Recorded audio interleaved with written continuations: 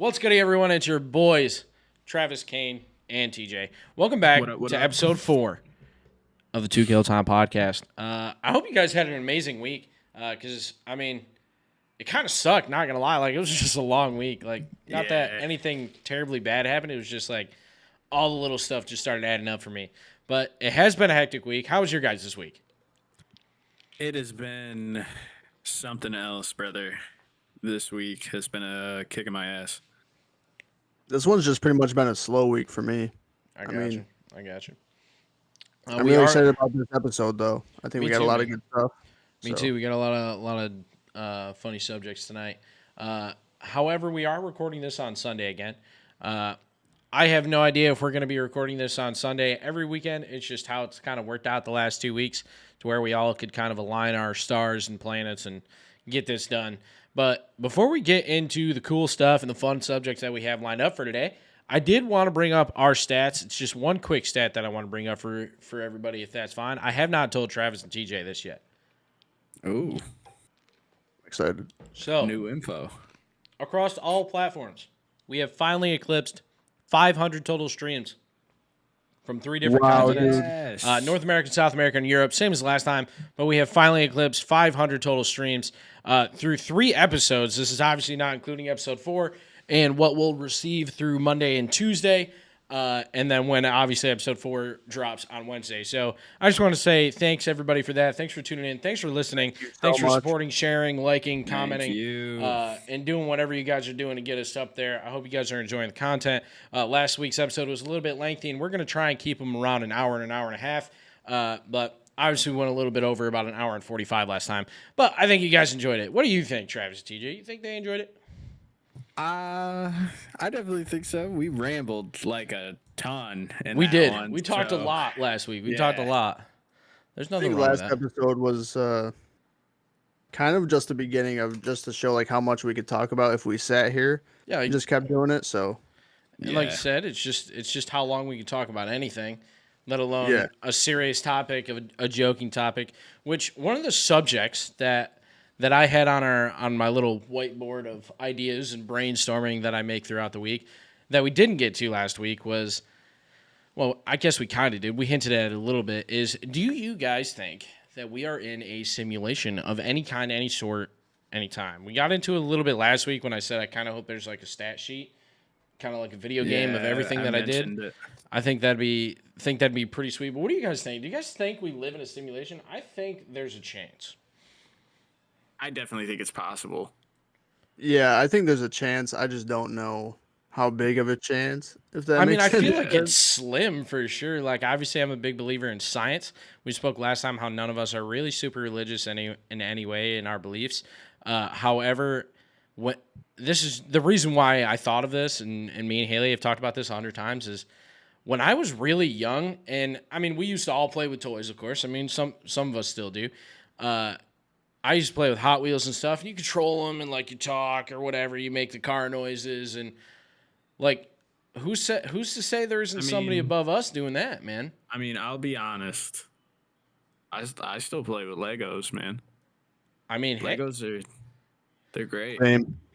I mean, I'm not a big Lego guy by any means, but I mean, I still have like all my Dude. Hot Wheels back home, and like I do baseball cards and stuff like that pretty large, but that's a little bit different. It's gonna sound really weird, but they help with de-stressing almost. They say that by about they have like adult coloring books and stuff. My sister does them. Like they say it's like the same thing. Like it calms you down. Like when you're having a stressful week or a stressful day, like you just grab that and you start coloring. And I mean, they're Yeah. like high detailed coloring books. They're like kind of Right. difficult. Like I don't think I could color in them. But No, I've seen them. I've seen them. No way. Yeah. I don't have the patience. But I used to think all the time when I was young, like, I mean, I guess there could be somebody out there like doing this to us, but like, I think the biggest stop to that is like, if we are in a simulation, why the fuck does this guy keep making me go to work? Like, why does he? I know. Why did he make this whole monopoly system of money? Why do we that have I- taxes? Yeah, like What is they that? they could have You know? made this so much easier on all of us. Yeah. Maybe it's to earn something after Maybe. we're Yeah, like maybe this is like a small side project for him, like a school project. What if we're just all working up for something bigger? Could you imagine? Like, what do you think? Like What working if our for, like you mean entire like planet? job or like working? What Just if our like entire planet is just like some aliens, like B+ science fair project sitting on a I, shelf? I feel like I think about this a lot more than the average person should, like about aliens and about space and stuff like that, dude. Facts, man. Yeah, I do too. Every time we talk about aliens, the only thing I can think of is that Lil Dicky song where like he's like, why can't Earth be like some little side project for this guy? This bitch don't know about Pangea. I love that song, dude. Haley hates it every time it comes on, but I have to listen to the whole thing. It's like 10 minutes. It is long. It's so good. I think it's called Pillow Talking. I think that's the one. Dude, every time we talk about aliens, I think of the ones that are in Scary Movie running across the field. Are they the You one? know- Is that the Oh movie my- where they pee out of their finger? Yeah, Yeah, dude, that okay. same one. Yeah. Okay, I'm thinking of Yep. the right one then. But yeah, man, That's I literally- think I think there's a chance. Like we actually got in this topic of aliens at work, like going off of that, whether aliens are real, and I think they have to be scientifically, mathematically speaking. There has to be other forms of intelligent life out there. If we've had contact with them, I don't know. I would say yes. Like, there's no way humans been on this planet for like 20,000 years or something like that. I saw some corny ass Facebook post that said like, what if there is intelligent life forms out in the galaxy somewhere, And they but just didn't they think did that we find were- us, and yeah. they didn't think we were intelligent enough to. I mean, really facts, dude. Like, let's be honest. fuck Like, with if us. aliens come here, can we, like Lil Dicky says, can we fuck with their shit? No, Like, do we No. have the type of weaponry to fuck with their shit? no, we don't. No, I don't think so either, man. Like, they could have came here and been like, nah, they not ready. Or like, think about They not so ready. That would be there's worse, bro. documentation like on cave walls and shit of like You would get UFOs smoked. and whatnot. Like, aliens were on this earth at one point, helping humanity, like the pyramids and shit, all that type of stuff. Oh, you they think? they have had to have been here. Something so? happened to where they've went away. But You what don't would have think the happened that made what would have happened to make humans stay? Bro, I don't know. So again, this is how we got on this topic of aliens at work, was we were talking about like history, because just recently, I can't remember where, I don't know the exact details, but they had found in sandstone an ancient footprint of what they believed to be a Homo sapiens footprint that predates all the knowledge and history that we know of Homo sapiens on this planet, of today, like moderately today's humans, like cave walls or cave paintings and so on, and it predates it. So I think humans are about 50,000 years old or whatever it is, and these sandstone footprints are supposedly carbon dated for 20 years beyond that, so 70,000 years it would be. Again, I'm not accurate on my dates or like the exact story. It was just something. 70,000. Yeah, we had read this, but I mean, in the grand scheme of things, humans are nothing but a blip on this universe's timeline. But to sit there and think that everything we know so far about the human race is gonna change just based off of these. I mean, you're talking a 20,000 year gap between what we know and where these sandstone deposits are from. When was this found? Like, I never. This even was heard recently. About this. I can probably pull it up real quick. Hold on. Yeah, I never I'm about to even get heard about flashbanged this by my before. computer again here. Yeah, that sounds pretty wild. To be honest. Like what? I didn't know there were new findings. You know. Hold on, I'm gonna find it. Dude, I feel like every time something happens like that with new fossils and stuff like that, it seems like a big deal, but I feel like I never see anything shared about it. Like Here we go, I have here to we go, go here out we of go. my way to search it. Yeah. Like I So have this to is find it. from KTLA, LA's very own news channel 5, I think. Fossilized footprints indicate early humans were walking across North America 23,000 years ago. So it was found where the land bridge was, like in that area of where the old ice land bridge between Russia, Alaska, and connected most of the continents. Fossilized footprints discovered in New Mexico indicate that early humans were walking across North America around 23,000 years ago. The first footprints were found in a dry lake bed in White Sands National Park in 2009. Scientists at the U.S. Geological Survey recently analyzed seeds stuck in the footprints to determine their approximate age, ranging from 22,800 years ago to 21,130 years ago. So it predates any common knowledge of what we know about the human race. Wow. Yeah. Okay. Okay.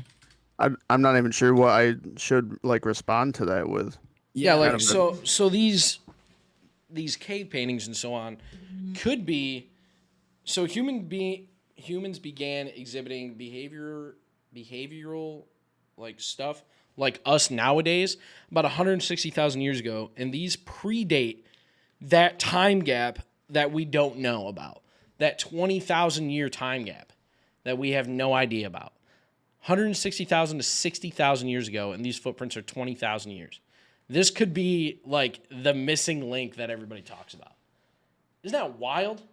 That's crazy. That is wild, but that like proves my point, dude. Like I feel like I have to go out of my way to search for it, and I'm not sure why. Like You never hear about it. Yeah, man.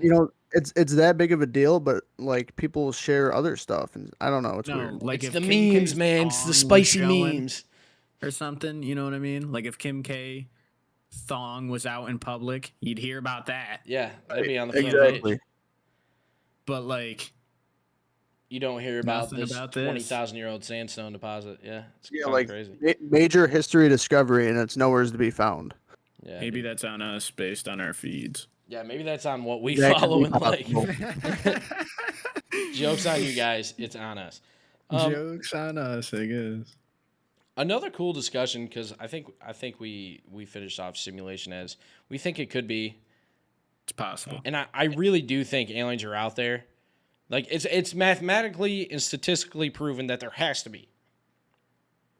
There is Even no if it's way. not aliens, I mean it's something. It's some form of intelligent life that Yeah. has to be out there simply Fact. because the numbers of the exact dimensions of how far we are away from our living sun, a living star, to produce life and oxygen on this planet. There has to be Yeah. other life forms that are similar to Homo sapiens and humans as today as we know it.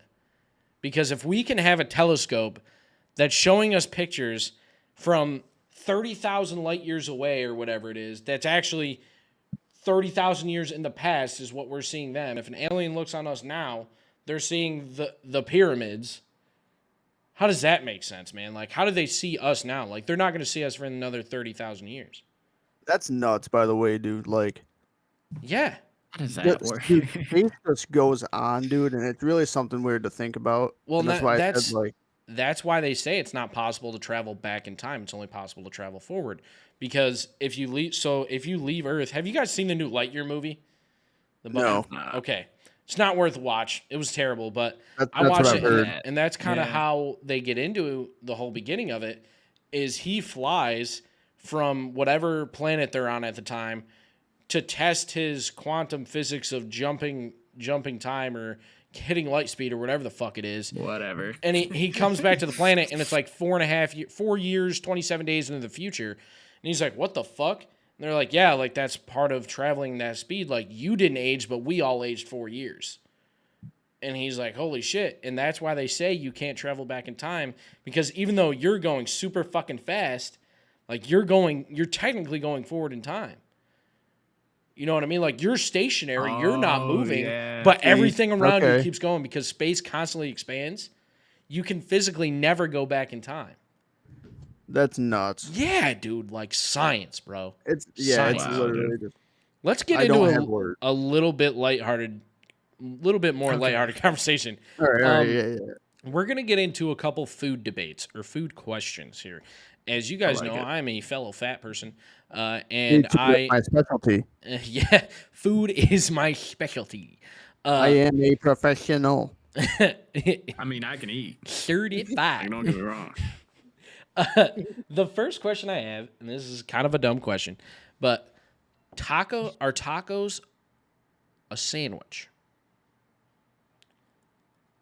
No. So I say no.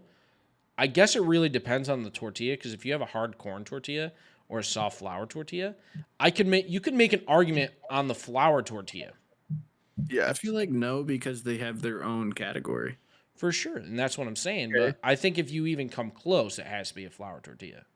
Yeah. It cannot be a hard taco. Next question is tacos are is trash. a hot dog. Wait, what'd you say? Hard tacos are Oh, trash. I thought you said soft tacos. It was about to be on No, site. no. Soft tacos are the way Yeah, to go yeah. every single Nah, time. You can't dude, even- I like the hard tacos over the soft tacos. Nah, How? dude. One bite, it's everywhere. Yeah, dude. one Dude, bite, you're done. I like the crunch compared to Bro, the that's frickin' why you go to soft Taco taco. Bell to get the Chips in cheesy there. gordita crunch. Boom. Problem I solved. didn't know we were talking about that. Well, in general. In the grand scheme of things, Travie boy. All right. The next On to question. the next one. Next question is do you guys think a hot dog is a sandwich? So let me look up the definition of sandwich. Yes, I do. That one's tougher. So I do the think a hot dog is a definition sandwich. of sandwich, for those that don't know what a sandwich is, an item of food consisting of two pieces of bread with meat, cheese, or other filling between them, eaten as a light meal, like a ham sandwich. Yes, I do. So the only thing that I Damn, think I guess stops so. me from thinking it's a sandwich is it's not two pieces of bread It's one. with a cut in the middle. But Yeah. wait, you have Technically, hoagies, that makes two. you have subs Yeah, that but are hold on, all hold the on, hold same on. thing. You go to Subway, what's it called? A Subway sandwich. Well, but are you telling me that if you fold a half of bread That's for what like I'm a saying, peanut butter dude. sandwich? So I think the only thing that stops it would be it's one piece of bread. But if you look at every other thing, you get a Philly cheesesteak. It's considered a sandwich. It's on a hoagie roll most of the time that has a little cut in it. So yes, why a hot isn't a dog is hot a dog a sandwich. sandwich? Yes. I guess it is. Hot dog's a sandwich. You heard it here first. Notify the news station locally. Yeah. That means next time when I go to Fenway, instead of getting a Fenway Frank, I'm going to ask for a Fenway sandwich. Can I get a Fenway Sammy, please? Thank you. Yeah, then the tender's just gonna. Yeah, Yeah, what the right fuck the you next say? week. A question that Lindsay posted, and we talked about this a little bit before podcast, and I think we all agree, is lasagna a cake? Seeming how it has layers, different ingredients. We all said no, No. quite firmly, because if you think of a cake, I'm going to look up the definition of a cake as well, because I have a follow-up for this, so this is also going to follow this definition. An item Third of soft, follow-up. sweet food made from a mixture of flour, shortenings, eggs, sugar, and I other felt like it ingredients, needed flour. baked and often decorated. What'd you say? In my head, if it was a cake, it needs flour. Has to have eggs. To me, it's eggs, flour, sugar is what quantifies Yes. a cake. Yeah, yeah. Because you can make a cake out of anything realistically, but you don't Right. need. Which hold on, I guess you could, if you make pasta, flour and eggs. Oh shit. Hold on. Oh shit. Hold on. Wait, dude, So hold on. The only So- thing that's really missing is sugar, but you could do brown sugar. All right, so this is my hot take on it. I think it's comparable, but I don't think that cake is lasagna. I think we're on the same page. Like That's it a has fair- characteristics, but I don't Yeah. think it can be. Yeah, like don't think it can be. But no. At yeah, the like end of the day. ultimately no, but I mean it is layered. Okay. You do need flour and eggs, but like Okay, no. Just no. just to clarify, tacos aren't a sandwich, hot dogs are a sandwich, and lasagna isn't a cake. I think that's 3 And for 3. yeah, we're all in accordance. Yeah. I think this Yep. is law. This I needs feel to like that's be money. like the 11th commandment. Someone So- write it Yeah, down. I think that we just all passed that quiz. Yeah, I think so too. I think I have one more. If anyone one feels more different, food please here. let us know. That's listening, by the way. So I have a couple more food questions Yeah. here before we get into something that's Okay. pretty fun. So this is a big discussion that I've had for almost my entire life because I'm a big cheesecake guy. I love cheesecake. Same. I look like a person that loves cheesecake. I love cheesecake. I have it bro. every year for my birthday. Like it's my shit. Same. So here's the question: is cheesecake a pie or a cake? Now again, a cake is defined as an item of soft, sweet food made from a mixture of flour, shortening, eggs, sugar, and other ingredients, baked and often decorated. Hold on. Definition be of a decorated. pie: a baked Okay. dish of fruit or meat and vegetables. Whoa. Typically with a top and base of pastry. So, like you have like an apple pie, majority of the time you have a top, but you have a pumpkin pie, and a lot of people make their cheesecake with a graham cracker crust. You can make cheesecake in a pie pan. No, you totally can. It'll be the same thing. I specifically think cheesecake, this may be a hot take. Hold on. Is a pie? So you could make a Who's cake. out here calling it a pie? No, hold on. So you can make a cake in the same dish you can make lasagna, but that doesn't make it the same. No, but you have similar characteristics. So we decided lasagna isn't a cake. That's fair Right. enough. But a cheesecake is a baked good, and it's baked in the same dish with the same ingredients as a pie. I think I'm gonna play it No. safe and consider it's called a cheesecake. I'm gonna go with cake. That's my final. So the only thing stopping me from calling it a pie is I also think it's a cake. Well, it depends what kind of cheesecake, you know? Because I feel Exactly, like normal because if cheese, you like, no you go to the real Cheesecake Factory, you get a toppings, plain one. You get a plain cheesecake, I think that's a cake. If That's a you get cake. like a strawberry cheesecake, not necessarily something strawberries on fancy. top, but strawberries made in, that could maybe be that's a pie. That's 100% a pie. Pie, a baked dish of fruit, bottom base of pastry. Dude, this makes me overthink like every other decision I've made in my life. I think it's a toss-up, man. It's like the tomato thing. Is it a alone vegetable or makes is you- it a fucking fruit, man? This is making me just think, like This is the fat kid's version of the tomato. Is it a vegetable? Is it fruit? I think it Yeah. all depends because isn't that what a tomato is? Is like depending on how it's cooked is what makes it a fruit or a vegetable? Whoa, what? Wait. Yeah. I have no idea. I don't. a tomato is technically considered a fruit, and so this is a disclosure. Me and Fruit's Lindsay anything argued with about seeds. me and Lindsay argued about this earlier today. And Okay. Yeah, I think it's a vegetable. It's technically listed as a fruit, and I read online that in 1893, which I know is a long time ago, the Supreme Court ruled that a vegetable or that a tomato is a vegetable. Okay, I'm Man, standing by so that. maybe we need to Seeds. take the whole cheesecake topic to the courts. Let us I know think so. what you guys think that listen to the TKT podcast, Let whether us you know. think cheesecake's a cake or a pie. In any comment or form, tag us on Twitter, tag us on Facebook, comment on our YouTube video, whatever you guys want to do. DM, I think anything. I think it depends on how it's cooked. I firmly believe if it's a plain cheesecake, it's going to be a cake. However, now I think if you have like an Oreo cheesecake or like a strawberry cheesecake, it I feel becomes like a those pie. super fancy ones could be a pie. Yeah. Yeah. I'm on that fence. No, I don't know. I'm there with you.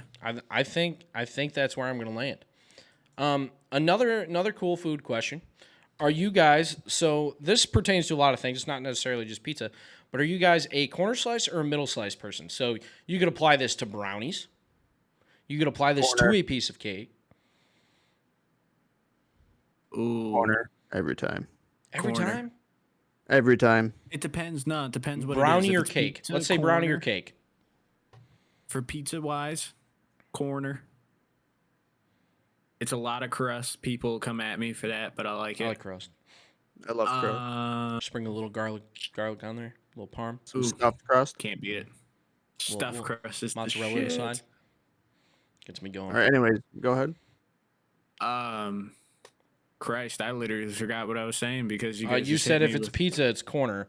So what about like a brownie or a cake? Oh, brownie? No, yeah, brownie's a toss up though because like sometimes that center piece. Yeah, No, slaps. dude, I like. I think I like the edges of everything. Yeah, I don't think I'm a corner brownie guy. I'm more of just an edge guy for brownies. Yeah, like not the corner. Like Yeah, like I don't want a middle piece of cake or brownie because like the edge of brownies is like it's usually a little bit harder, it's a little bit crispier, Too much. and like it's perfect. And then like same thing with a cake. Like if you get a middle piece of cake, you don't get enough frosting. It's not enough.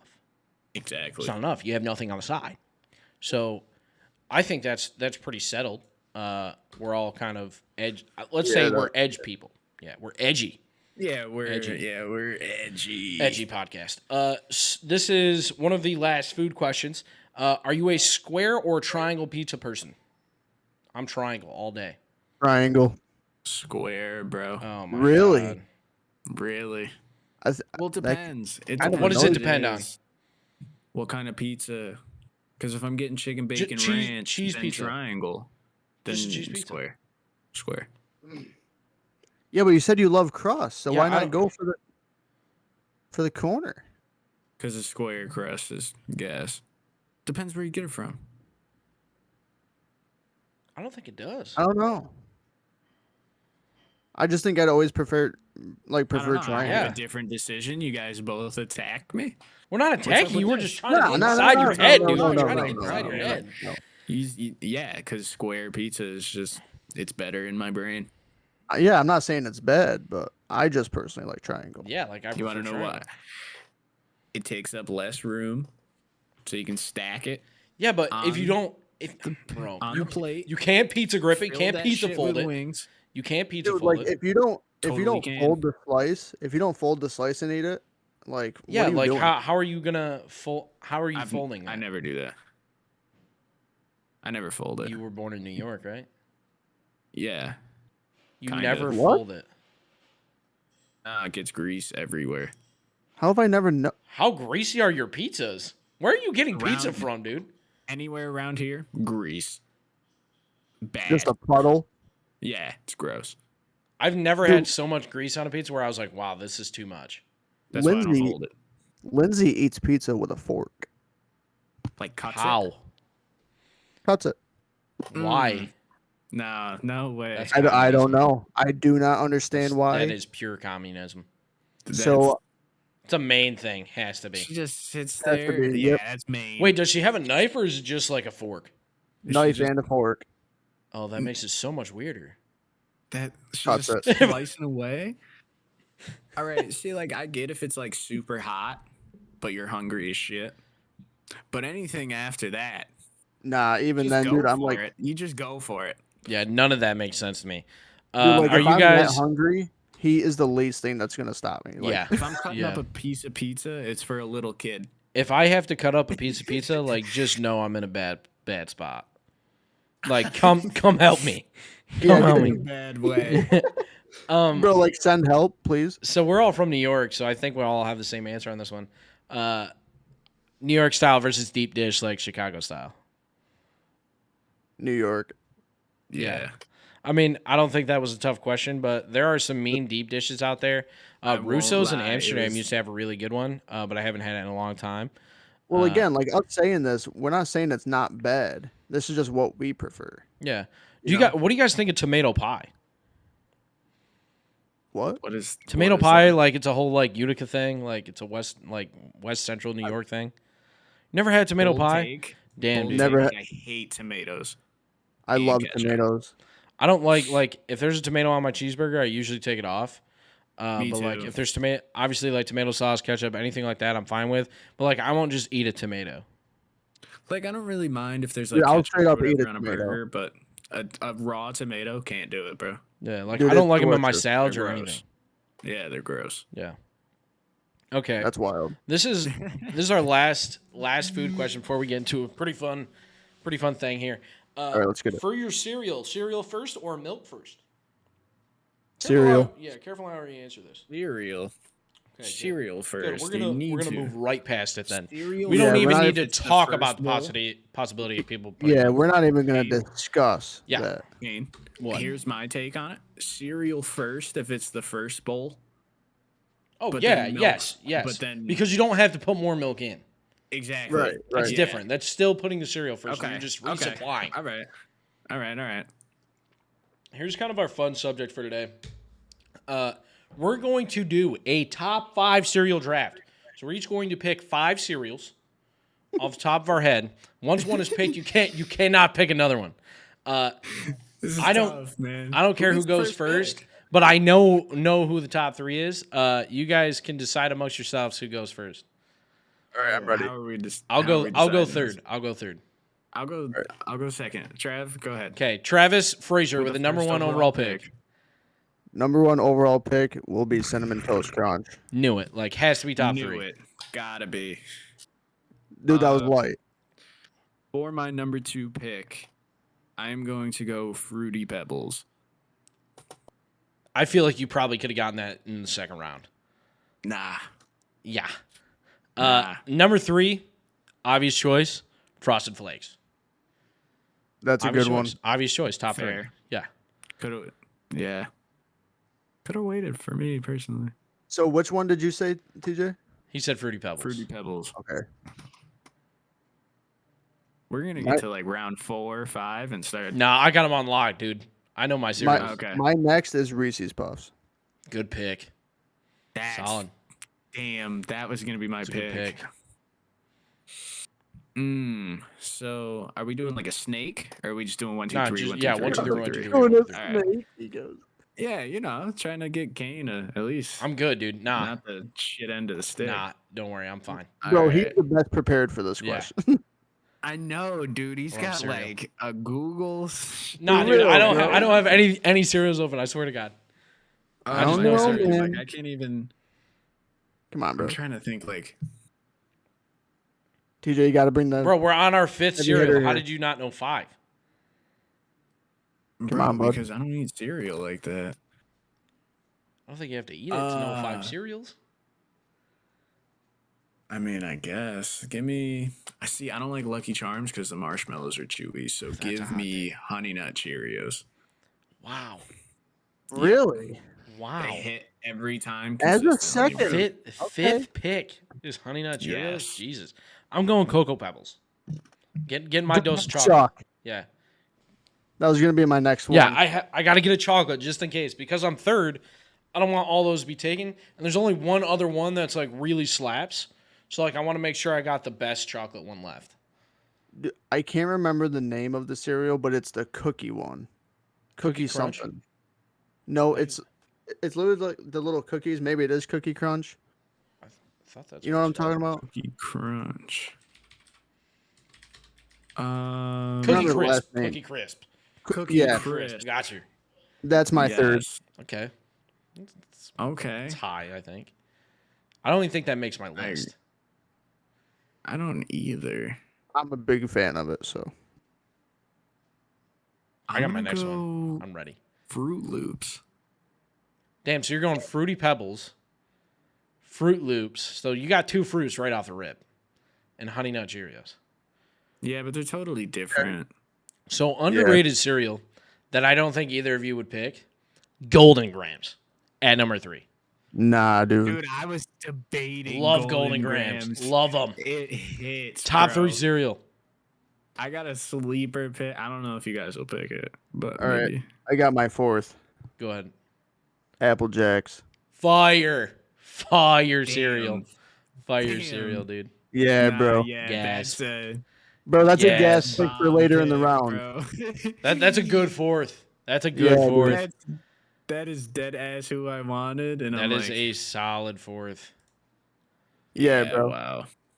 Apple Jacks hit Ah. different. Apple Jacks hits different. You're right. It does. You are right. So this is gonna be my weird pick because Did I you don't say think you guys are Raisin gonna pick Bran, the dude? other one. No, fuck no. I was gonna go frosted mini wheats. Like Yo, the plain you're ones or joking. like specify? Nah, like there's like cinnamon ones or something. There's like a certain They're I like think the wheats that have some of them have just the white powder on them Yeah. on Yeah, the they one got, like, side. sugar coating or some shit, bro. They go hard. Dude, that was gonna be my fifth. I'm so mad at you, actually. Really? Yeah, Bro, dude. nice. So No lie. for me, bro, this one's a toss up between 2. And I really don't know which one I really, really want to pick. I just thought of a cereal And like if both you of these take are it right kind of now, I'm gonna locks, be but I can so only pick pissed. one because I don't have a fruit one yet. So I have to pick one of these. And if I had to pick one, I'm not taking Captain Crunch, but I'm taking Trix cereal. Wow. Yep, I gotta have a fruit, and I'd rather have Trix over Captain Crunch. Okay. That's low key a hot take. I'd rather have Trix over Captain Crunch, bro. God, for my fifth. Last one, huh? Yeah, this is it.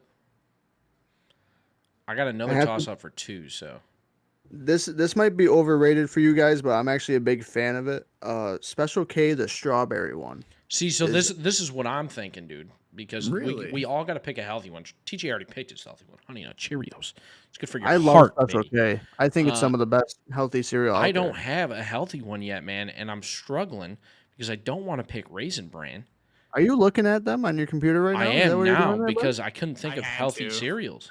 I couldn't Yeah. think of healthy cereals. I'm gonna cat. I'm a I sugar can't even guy, dude. cat. Like, I got Yeah. 3 that are really sitting and resonating in my head, and I think one is just gonna blow past everybody because I completely forgot about it, and it's underrated as fuck, dude. Yeah, so Special Uh, K strawberry is my 5th. that's a good TJ. one. I'm going to go Captain Crunch. Like It's Crunch definitely Berries are not a just bad regular. 5th. That's not a bad 5th. No, that's a good Bold fifth for what's take, available. but the peanut butter one. That's not a bold take. That's an That's worse. absolutely terrific take. Yeah, because I already have so much fruit, so I don't really need the berries as much Yeah, as the dude. berries hit. So Yeah. I already got so Fruity let me Pebbles tell you the and 3 that Fruit I'm Loops, sitting on, bro. so peanut butter, and then I'm content with my 5. Yeah. Facts. Facts. So What you got? What you got? So I'm sitting on Frosted Flakes, Cocoa Pebbles, Golden Grams, and Tricks. So I have my Okay. chocolate. I have my cornflake variety. I have my Golden Grams, which is your sugar and honey. You know, the slapping. So what's going to Those be the ones are 5th? good, bro. So this is what I'm stuck between, man. I'm really leaning towards Lucky Charms and Corn Pops, but I don't have my healthy cereal yet, which is really like that's your center, man. Like that's your core Corn of your Pops? team. No. So I'm looking for my center, which is your healthy cereal, man. Like that's the guy that's Yeah. gonna run up, grab your boards, keep you mellow, you know. And Keep you- I think keep I you gotta grounded. go. I think I have to go with. This is probably gonna be a hot number 5. Probably would Really? go undrafted. Could be a free agent waiver pickup. Life What do cereal you got? with cinnamon. Okay. Wow. Yeah, The cinnamon The makes it cinnamon better, helps. yeah. I like but them, dude. light Like I cereal. like when they get soggy. They're like the shredded mini wheats. They get a little soggy. I'm all I don't about like it. my cereal soggy, dude. I usually don't, but like those The shredded slaps. wheats. Yeah, The mini shred. you get Little that soggy hits, milk bro. Those film are from fire. like all the frosted God. part melting. Oh yeah, yeah. Dude, this You ever makes had me the want to go get a strawberry ones, fat bro? bowl right now. I'm not even kidding, dude. Like, I just bought a gallon of milk. It could be gone tomorrow. It could be gone tomorrow. Me and Haley have recently In started one drinking bowl. almond milk, which is really good, but I mean, for cereal, it's not the best. No. No. So yeah, that's our top 5 cereal draft, guys. I hope that was fun. I'd like to hear what Yeah. everybody else's top 5 is. In fact, we might share a couple pictures. One being like a cheesecake question, and then the other one being your top 5 cereals. Yeah, let us know your A little your less draft picks. fun question, more of a little bit get to know us question is where do we like what is a go-to destination spot or something that's on our bucket list that we want to do or go see? I have 2. So yeah, I also have. I mean, I have a couple, but I mean, I have 2 that are really predominantly that I want to hit. Bora Bora is one that I've wanted to go to for so long, and dude, it looks so nice there. That's dope. And then Italy. I really want to go to Italy Me too. too. Yeah, Italy is Italy's beautiful. one of mine. I mean, that's yeah. What's yours, Travis? I mean, I want to travel, but those are the top 2 for sure. Italy is definitely one, and my second, and this might be a hot take for you guys, is Australia. I really want to go How are you there. gonna go there, bro? It's not real.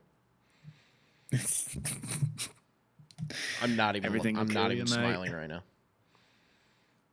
Come again? Australia What do is you not mean real, it's not bro. real? Bro, look it What up. do you mean? Look it up. Oh, it's definitely real, mate. Nope, it's not We real. had Steve Irwin. Nope, Australia's not real, bro. Australia is actually part of a much larger continent. Swear to God, dude. Yep. Dude, what the fuck are Yep, you and like on New right now? Zealand What do you is mean? like the top of a very large mountainous range that's underwater right now. Wait, really? Swear to God, dude. Dude, I could not tell if you were fucking with me there. I don't He understand. kind of, Yeah. he's Kind of not. kind of sounds like I'm serious. See, Wow, okay. he's not really fucking around. He's, I'm I'm gonna but see if I can Yeah, find yeah, this like I mountain know that range. now, but yeah. All right, Kane, where do you want to see, go? when you first said that, I thought you meant like it just didn't exist. It just wasn't real. That's what I was saying. I was like, I thought you meant like it was just fake propaganda of a country So that didn't yeah. exist. so this is from Wired.co website. Is New Zealand just the top of a mountain range? Now, the Geological Society of America has published evidence that suggests that not only is New Zealand not a set of islands, it is the highest mountain range of the eighth geological continent, the fantastically named Zealandia. Do your research, boys. Zealandia. The government's onto us. Dude, I my also don't brain believe is in in shambles. birds and bees. Birds and bees are just spies for the government. Okay, bees I fucking hate with all my life, That's a but hot birds I take. could get behind you with. Yep, they're spies for the government. It was a real conspiracy Bees were theory like for the a long bird time. 2.0. Bees were the birds 2.0, so that they could get closer to us. Because think about how Really? often are you like right next to a bird? Like it's usually pretty high, but like I mean the audio technology back when they came out with birds was pretty shit. So Back when they came out with birds. Back when they dropped so they the came out with eagle. bees. So that way they can get closer because tinier microphones, higher productivity, so on. All right, you guys get it. The, the places where I want to go, I actually have two. One is Rome. I really want to go to Rome. I want to see the Colosseum. Yeah. Something about it fascinates me. Is like Rome and Greece is kind of so that's my one, but it's two different places because it's the Greece was birthplaces the- of sports and shit. Like that is Yeah, like yeah. the mecca of everything sports, and I really would love to see the Coliseum in person. Go you to go. Mount Olympus and shit. And then number two is I really want to go to every Major League Baseball stadium. I know a lot of people say that and a lot of people do it, but it's just, I mean, baseball is huge for me. I would realistically like to go to every MLB and NFL That'd be stadium so cool. just to like do it, like go to every one in every city. I think that'd be really fun. Going back, so we're gonna kind of do one more of these toss-up questions of would you rather, and then we're gonna get into our sports segment. And I'm just prefacing this because what we're gonna start doing is we're gonna have one segment after the sports segment because we want you guys to stay engaged. We don't want if you don't want to listen to the sports segment, at least you can skip over it and there's still a little bit more to listen. But this is our last segment before we get into the sports, and then there's one more segment after that. The last would you rather question is would you rather live in the sea or in space? Pending, like you're good, like you're chilling, you can breathe underwater, like it's not a survival No. tactic. What would you rather Okay. do? Like, would you rather colonize space or like live on the sea floor? Space would be so Like cool. bring the gang with you and shit. Like you're saying I'm just floating Yeah, you're good. and I Like just you, so like obviously if you're in figure it out from space, there. you have to like colonize and like do things. Like Right. same thing with underwater. Dude, that's a tough one because it's dope for like several different reasons for both. You know what I mean? Yeah, I think No, ultimately definitely. I'll go with space, but I think so too. I'd be interested to fucking Yeah, go down yonder with you boys. and I think it's because like we know so Wow, little about space, crazy. but it's also what people don't realize. We've only discovered like 5% of our oceans.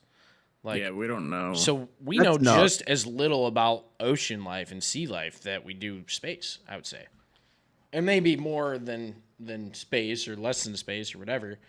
I see what you're trying to say though. Like we barely know. I just think we the- think of space as like, the oh shit, this is iceberg so on cool, both it's of 'em. space. But in reality, like we don't know anything about underwater either. No. True. So now we're going to get into our sports segment, and I'm just going to reiterate again. We will have one more segment after this. We're going to get into all of our sports topics from this week, and then have one more topic after that. And then, of course, our actual week one power rankings. So last week's, we're kind of prefacing week one. We'll actually have our real week one power rankings. They'll go after that segment just because while we're recording this video and podcast, there are games that still haven't finished in the NFL. So we just want to make sure we have that done prior or following those games. Right. The first sports thing, again, we're gonna keep these lighthearted and keep these going, is like kind of a would you rather certain players, certain situations. And it starts out, I had to pull it up here. The first would you rather is, would you rather have Tom Brady or Aaron Rodgers for one final drive? So you're talking like fourth quarter, 2 minutes left, 3 timeouts. Who are you taking? No bias. I'm That's taking Tom. Me too. I see I'm you taking threw Brady. that in there. You could threw that. say Rodgers too. No, I gotta fucking take Tom, dude. Even Aaron could just do it, maybe a little better. I think, But like in their prime, Tom will- whatever team around you, who you taking? I'm taking Brady every time, like no contest, Yeah, I'm taking Tom. every time. I'll take Tom, man. He's proven, Okay, you I mean, know. so was Aaron Rodgers, but But it's but just Aaron Rodgers isn't Tom Brady. exactly.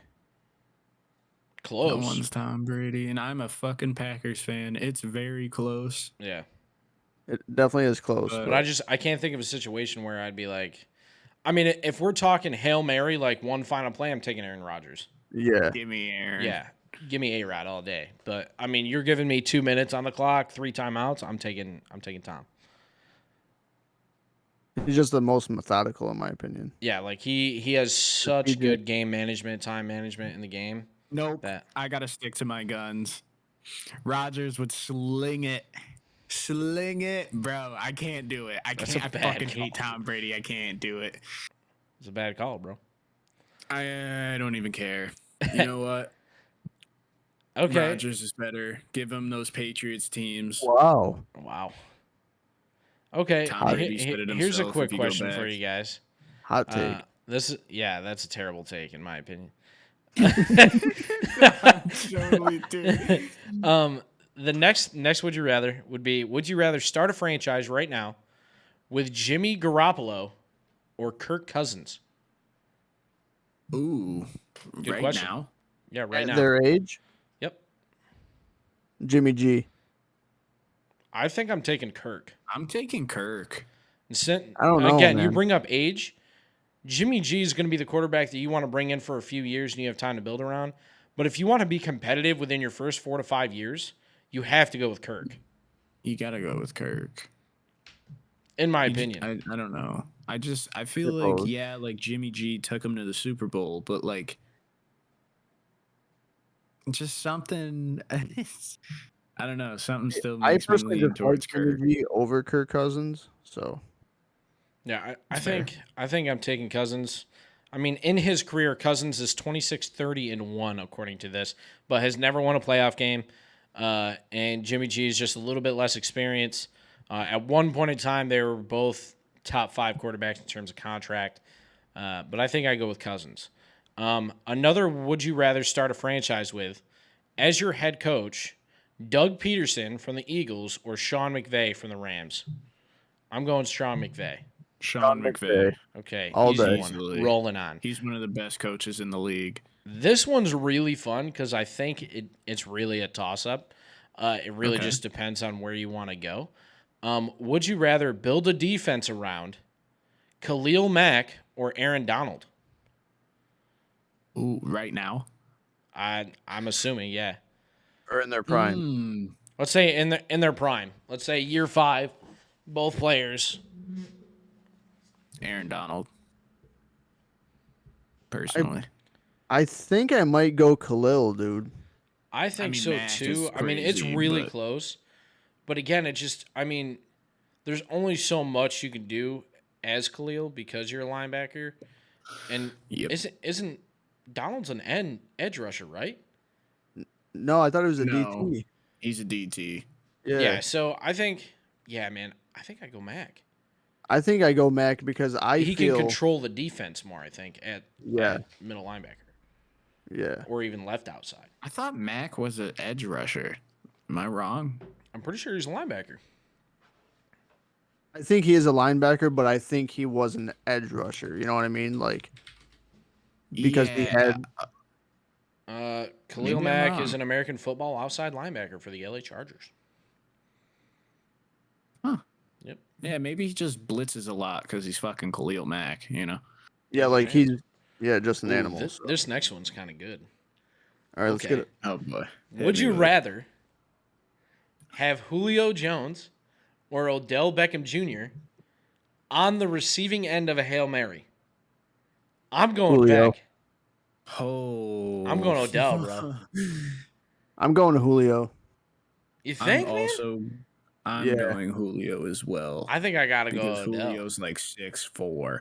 Yeah, bro. Julio is that big body, but he also had the hands pretty much of Odell. And he'll get up there. I don't know, man. I gotta go Odell. Have I to. don't hate the Odell pick though. He'll probably pull something out of his ass. Yeah, Are we like talking he- primes here? He can Then, pull down yeah. anything, bro. No, I Yeah. still just like Julio basically off size Well, for a because Hail Mary throw. my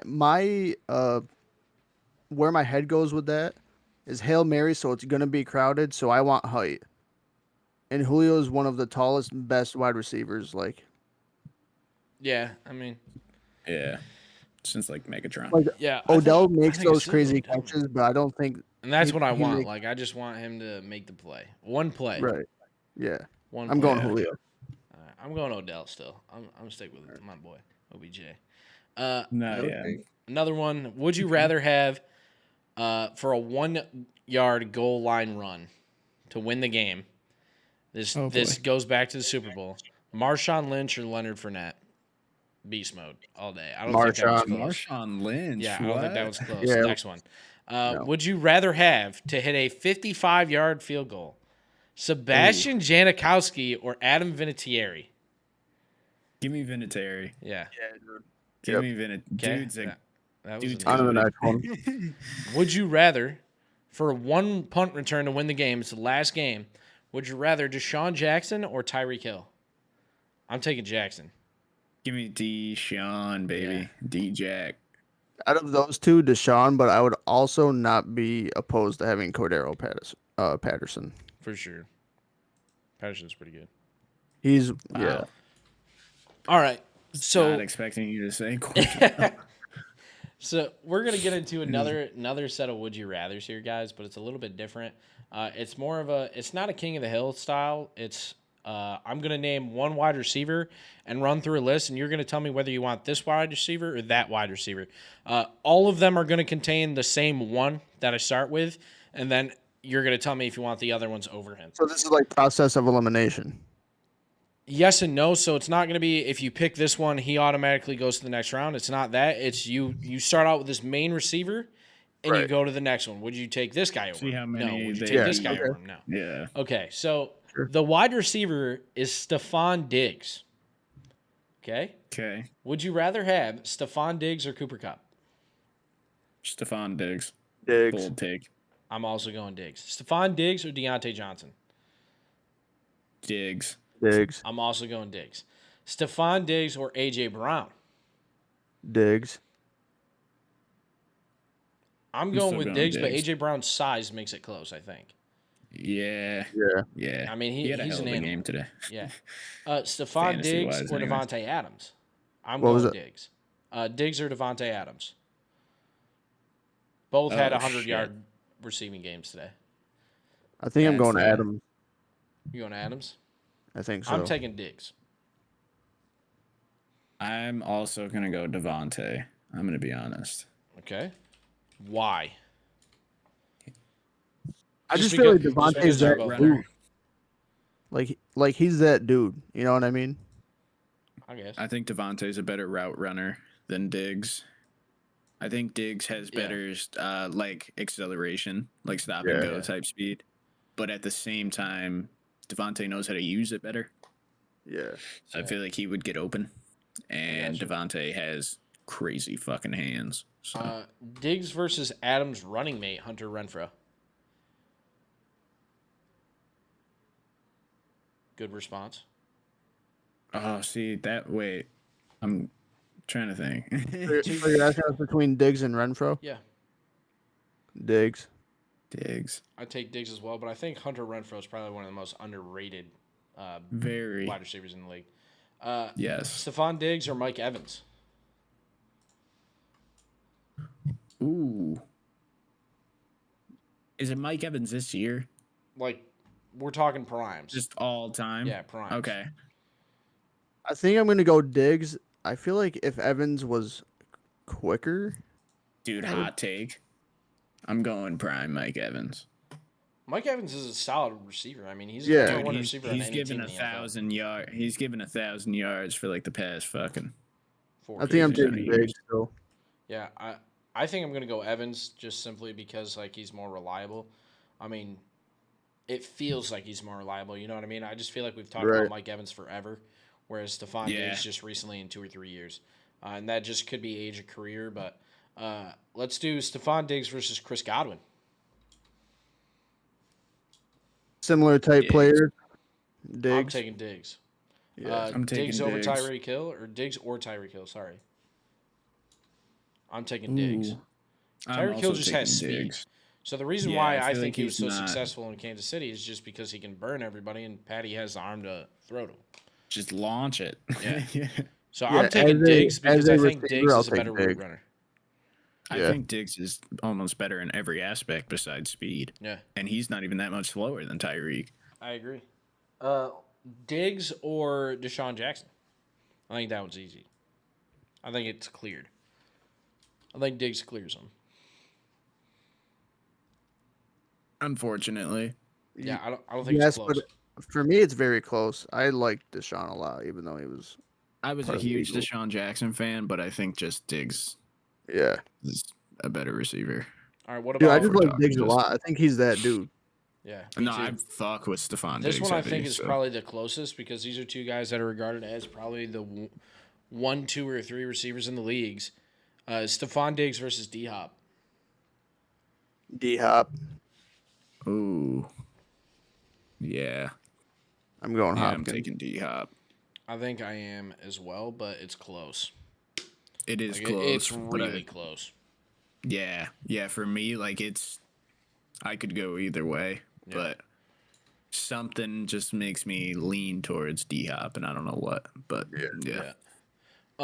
So our next little segment here, TJ, you wanted to talk about going back to school. I didn't know if you wanted to do that now or if you wanted to save that till after. I just want to give you the opportunity to either talk about it now or talk about it after. Oh, yeah. I mean, I wasn't sure when to really slide that in. I was trying to think of a. Yeah, I was like I said, moment, but- I forgot to ask you before we started the sports section if you want to sneak that in before or do it after as well.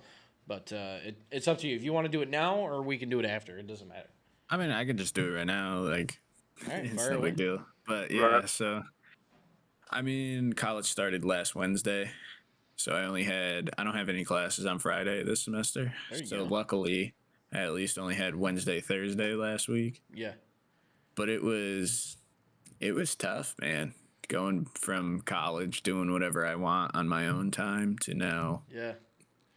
Now you're in I- classes and working because you're off Yeah. campus. And, Yeah, and I'm just now I just never have. I think I have maybe like a Friday that I could do something now. damn. Yeah, but it's a pain in the ass. How many so because you are working when you aren't at class or whatever, how many Yep. like were you full time over summer at Cumbies or were you just part time working like 30 hours? I was working like 35 Gotcha. So you were essentially week. full time then. Are you Yeah, did I was on the that lower has end of obviously full-time, toned though. down, right? Oh yeah, I only work like Saturday, Sunday now. Oh damn. That kind of sucks though. Saturday and Sundays are busy as shit. Yeah, tough. but it's literally the only time. And I mean we've talked about that I think on every episode so far. It's just like, man, college was really like not necessarily easy class, but like the lifestyle of college is so easy because you just get so used Yeah. to, oh, I got Yeah, Fridays fair. off. I got a 3-day weekend every weekend. I can chill. My stuff's due on Sunday. I can just do it Sunday. Like I got all day. Plus it's football, so I can just chill, watch, and do my homework. So I don't know if I would have been as successful in college if I lived off campus and had to definitely would commute not and have. work and all that. It's definitely very hard to Yeah, like mentally, keep. Yes. Yeah, to keep everything, Yeah, I guess, steady, yeah. Keep for moving in lack your of better classes. wording. Keep your work life good, and find time to do like actual shit. Yeah, and find a way to be doing all of this and still not burn myself out, Yeah, Still that's try to that. find Yeah, ways that's the to, toughest part. yeah. Because I do that to myself all the time. I get stuck in this, like, go, go, go, go, go Yeah, type I of hear that, mentality. bro. Yeah, I know. Both of Yeah, you definitely have that same type of vibe. yeah. There ain't no but doubt about that, brother. but yeah, so you guys feel me after like 2 weeks of really just going. There's Yeah, like you're just one at the day. start, so like classes are easy right now. Yeah, I'm getting handed syllabuses right now. I have mad math Syllabi, if you homework will. that I. Oh sure, yeah, the plural. But yeah, right now it's easy. But I already have a couple assignments that I got to do by Yeah. Wednesday. So Yeah, that's the one thing I don't miss about college is, the work. homework. So, Yeah, so do you set up like kind of like weekly plans to make sure you get your stuff done, or is it kind of like you try to work ahead a little bit? Yeah, Lily, my girlfriend, has actually helped me a ton with that. She she's gotten me like, cuz I used to just kind of be like, okay, this is today. This is what I have to do today. And then I would yeah, just do that every day. And I would never be like, all right, I got to do this by yeah, next Wednesday or whatever. yeah, And I would just take it literally like one day at a time and be like, all right, so I got all my shit done for today. So now I'm cool. yeah, And that was terrible. So she got Right. me these like whiteboards. It's kind of weird because it's almost like a piece of paper. It's right above my desk. It's like a piece of paper, but like whiteboard material, if that makes sense. Yep. Like I can write on it and erase, but it's like flimsy. I don't know. It's weird, but it's a whole like month calendar. So if I have any like major shit, I write it on there. yeah. And then I have a little smaller whiteboard that I do for weekly, See, and like it's helped me a lot. I told you guys, Haley got me this giant whiteboard, Yeah. and a little bit different, like kind of case is, you guys know I upload 6 times a week on YouTube, and I stream every day, plus work, plus the podcast and talking to everybody. So I write down all the ideas I have for the podcast throughout the week. I write them down the whiteboard, and then I plan out when I'm gonna do like all my recordings, because everything I do on YouTube is recorded off of stream, other than my one episode realistic rebuilds, which are 3 hour long videos I trim down to an hour. So Yeah. Right.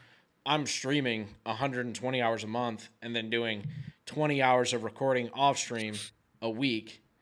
Well, not While working I 50 would hours probably a say week. like 5 hours a week, so 20 hours a month recording off stream, 3 hours of editing a Yeah. week off stream, and then working and so on. So like that's the only way I can plan it out mentally, is when I was just doing 3 videos a week. It was pretty easy to keep track of because I could just record everything on Sundays or just throw everything Right. together like the day before.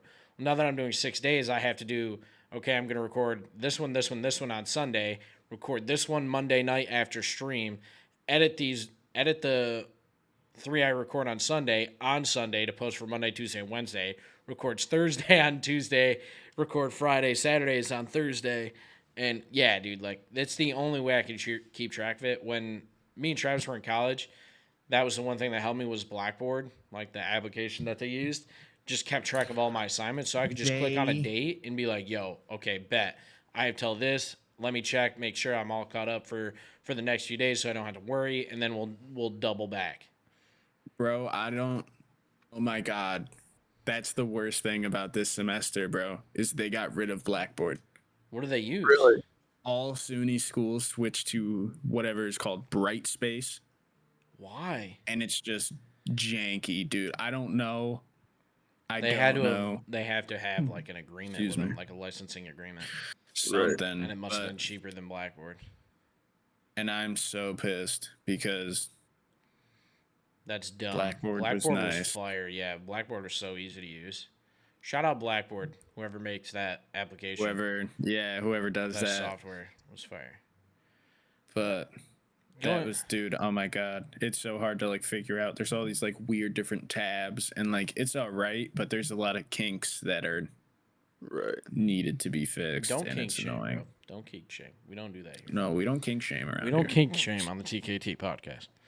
Of course not. uh, This is a friendly community. Getting back into the sports, as you guys know, I went to the Titans game today, and that's why I'm in this outfit. I actually got this jersey today. It's Derrick Henry. What a game today, man! Like, obviously, it was the 9/11 Memorial game. We were playing the Giants in Tennessee, and man, the memorial services and the celebration of everything was really just. It was moving in every aspect. Like, as a sports fan, like, I always get goosebumps during the national anthem of sporting events, even on TV. Like, just it moves me to be there. And this isn't my first sporting event, but it's my first one really like encompassing the country coming together. And it really just it was awesome. It was a really good game. The Giants ended up beating the Titans 21-20. Good for Travis Matt. Good for them. But I mean. So I've been to, I don't know, probably 20 professional sports games, maybe less, but it's definitely double digits. It was the first professional sports game that I've been to where the team I rooted for lost. And it was by a missed field goal. So, been a Red Sox game. I got two stats for you that I told Kane earlier.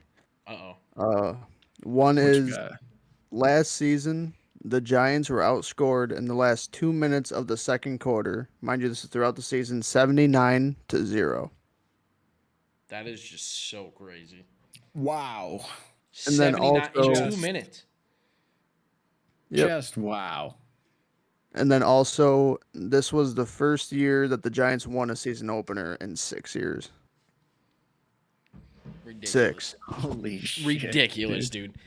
I think I sent that picture to the fantasy group chat of how the Giants and the Jets are like 15-30 in the last 3 years. Yeah, you did. Whatever it is. That's just like, how do you be that bad for so long? My God. Because it's the Giants, bro. How do you just not make the effort to get back? I just wanted to touch on this real quick. Going back to the national anthem real quick.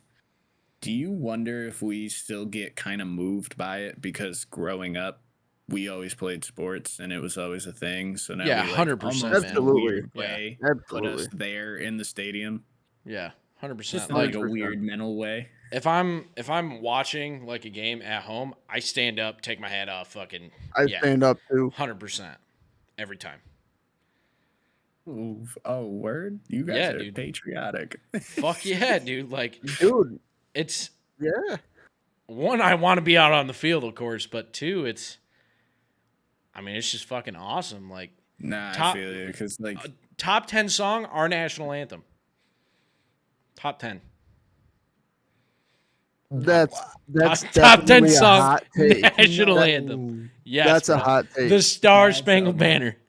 That is a smoldering take, dude. That is. Dude, I'm not gonna say that song's top 10, but before any sporting events, you're damn right I'll stand up. Yeah, like it's so moving, man. I'll be honest, I didn't today, but I have stood up watching. We used to do it in college because we hung the American flag out in the living room. Yeah. We just stand up, take our hat off, anytime we would watch a game. Pretty fire. It's gas. Going into a little bit more sports news this week. I'm a Steelers fan, as you guys know. They beat the Bengals today because our defense is top 5. Everybody was shitting on me when I was saying that the Steelers are a top 5 defense. Everybody was shitting on me saying to not start Jameis over Burrow. Get fucked. Took a big hit to that defense today. Get fucked. I know what I'm doing. Did you hear about? He said get fucked. I did. I'm not getting into that just yet, TJ. I want to brag a little bit about how I told and I tweeted it out. Any Winston fantasy owner should start him over certain quarterbacks because of the defense he plays today. He had 4.5 fantasy points heading into the fourth quarter. He finished with 22. 2 touchdowns, 250 yards. And I tweeted, Jameis Winston will have 2 touchdowns and over 200 yards. He's going to have more points than Burrow. Look at the defense. It's a top 5 defense Burrow's facing. 4 picks in the first quarter, and Jameis fucking beat him in points by like 6 points. I understand it's only 6, but sometimes that's all you need to win a fantasy game. 6 is big. to get onto what you were talking about. Your father knows about saving. Sorry, my Everything computer's I'm just wearing- playing an ad from the ESPN story that I'm on. TJ Watt apparently tore his pec, like his pectoral muscle. Saw that. They're obviously getting scans done. They're going to confirm, but that's what the team doctor thinks it is.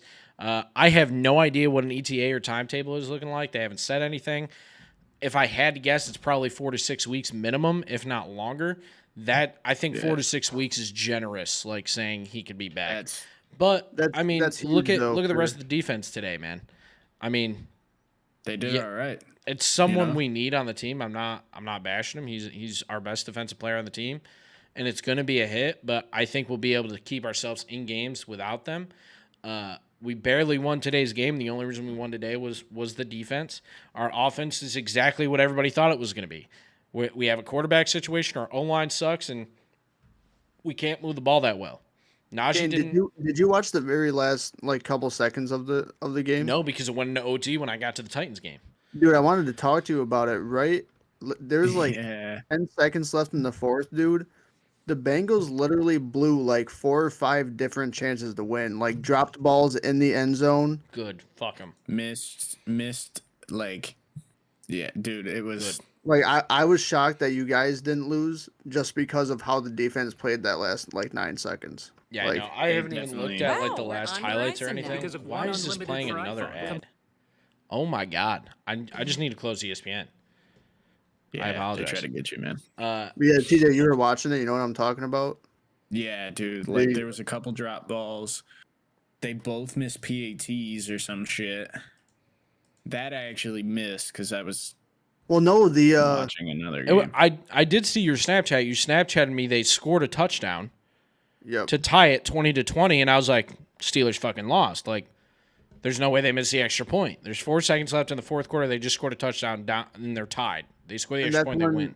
That's when Fitzpatrick blocked their field goal and sent it to OT. Yeah. Yep. Like, I didn't get to see the whole game because, again, we got to the stadium Right. probably about 2:30 our time. So it started at 3:30 here. Okay. Yeah. Yeah, so, I mean, I didn't get to see all that. I didn't see TJ Watt go down. So I obviously have to catch up on that. But getting into all that, I didn't see that. I do want to run through the week 1 recap. There's one game still on, and then, of course, we have the Monday night game. But I'm going to run through these games real quick. Saints beat the Falcons 27-26 in a game where they were down 2 scores heading into the fourth quarter. The Saints I was scored gonna say, 17 Falcons blew points it. in the fourth quarter to come back and win that game by 1. Again, throwing it out there, Jameis Winston, 23 for 34, 269 yards, 2 touchdowns, no interceptions for my boy. Cordell Patterson, Travis, you brought him up earlier. 22 carries, 120 yards, 1 touchdown. Solid game. Jarvis Landry was the leading receiver. 7 receptions, 114 yards. The San Francisco 49ers, man, I don't think anybody saw that game going the way it went.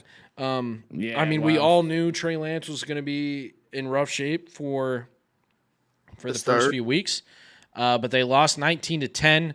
The good news is it was an away game, but their defense should not crumble like that. Their defense is what's supposed to be keeping them in games while Trey Lance gets his feet under him. And they gave up 12 points in the fourth quarter. Trey Lance was your leading passer that game with 164 yards, 1 and no touchdowns. He was also the leading rusher for the game, 13 carries, 54 yards. And Jennings was the leading wide receiver, 4 receptions and 62 yards. In the Steelers game, going to OT, a lot of shit happened in the Steelers-Bengals game. 4 into the first quarter, they had Steelers headed to the locker room at halftime up 17-6. Bengals had a really good third and fourth quarter, but the Steelers ended up apparently blocking the extra point that I didn't get to see. And I know it was almost down to no time left in overtime. Last time I checked, it was 3 minutes left in overtime, and then the Steelers kicked the game-winning field goal. Joe Burrow led the game with 338 passing yards, 2 touchdowns, but he did have 4 interceptions. Joe Mixon led the way in rushing, 27 carries, 82 yards, and, of course, Jamar Chase with a stellar day-to-day, 10 receptions, 129 yards, and 1 touchdown. Again, probably Chase had a good game. I don't even think that was probably the craziest game today. Again, you had the 49ers, Bears, Saints, and Falcons came down to the wire. A lot of really good games week 1. Eagles end up clutching up against the Lions 38-35 to go 1-0 away. Jalen Hurts led That was crazy. led the game, 243 yards. DeAndre Swift, hell of a game. 15 carries for 144 yards. The boy almost averaged 10 yards a carry, 1 touchdown. A.J. Brown, stellar debut for the Eagles as well, 10 receptions, 155 yards. Man, imagine having 15 carries, averaging 10 yards a carry, and you lose by 3. Lose by 3. They gave up 24 points in the second quarter. Dolphins Pats. Wow. I don't think anybody really saw this happening. The Dolphins defense was just unreal today. Dolphins 20-7 over the Patriots. Tua went 23 for 33, 270 yards, a touchdown. Damian Harris 9 carries, 48 yards. Tyreek Hill had 8 receptions, 94 yards. I didn't see the Dolphins defense as a standout defense, but apparently if they shut down the Patriots. They keep doing that. But I mean, the Patriots, they're not the best offense, but that's a divisional game. It doesn't matter, you know. You go into that game, and you're like, oh, it's going to be close, and they had them shut out in the first half. Heading to New York, Ravens versus Jets. Ravens won 24-9. I mean, nobody expected the Jets to even come close. However, Joe Flacco, in fact, all of the game leaders in terms of passing, rushing, and receiving were all Jets. Corey Davis, 6 receptions, 77 yards. Carter had 10 carries, 60 touchdowns. Joe Flacco, I mean, he acted like he had never missed a beat. 59 pass attempts, 37 completions, 370 yards, 1 touchdown. 59 pass attempts, Holy dude. Shit. On top of a 10-carry game. That arm. And they scored 9. They scored Good 9 for points. Joe. Scored 9 points. He had 300 yards. That's insane to me. I mean, They got a lot of work the guy's to do. 7,000 years old, out here slinging it like he's 24. Prime. Yeah. Heading to Washington, the Commanders beat out the Jaguars 28-22. I think this game really goes to show kind of how hit or miss the Commanders can be with Carson Wentz under the helm. He had 41 pass attempts with 27 completions, Wentz played really good. I don't believe in Wentz. He had 313 yards, 4 touchdowns. Christian Kirk, 6 receptions, 117 yards. Robinson, 11 carries, 66 yards, and 1 touchdown. Again, really good game. Another solid game was Cleveland versus Carolina. I guess there was some missed calls or some type of call issue. I didn't get to watch the game. But this one I wasn't able to watch, I'm sure we could ask Willie, and he would be able to break it down for us. I just want to talk about this for a second. I hope Will listens. That I'm so glad the Panthers lost this week. Like, dude. Think about it, dude. Giants are 1-0, and the Panthers are 0-1.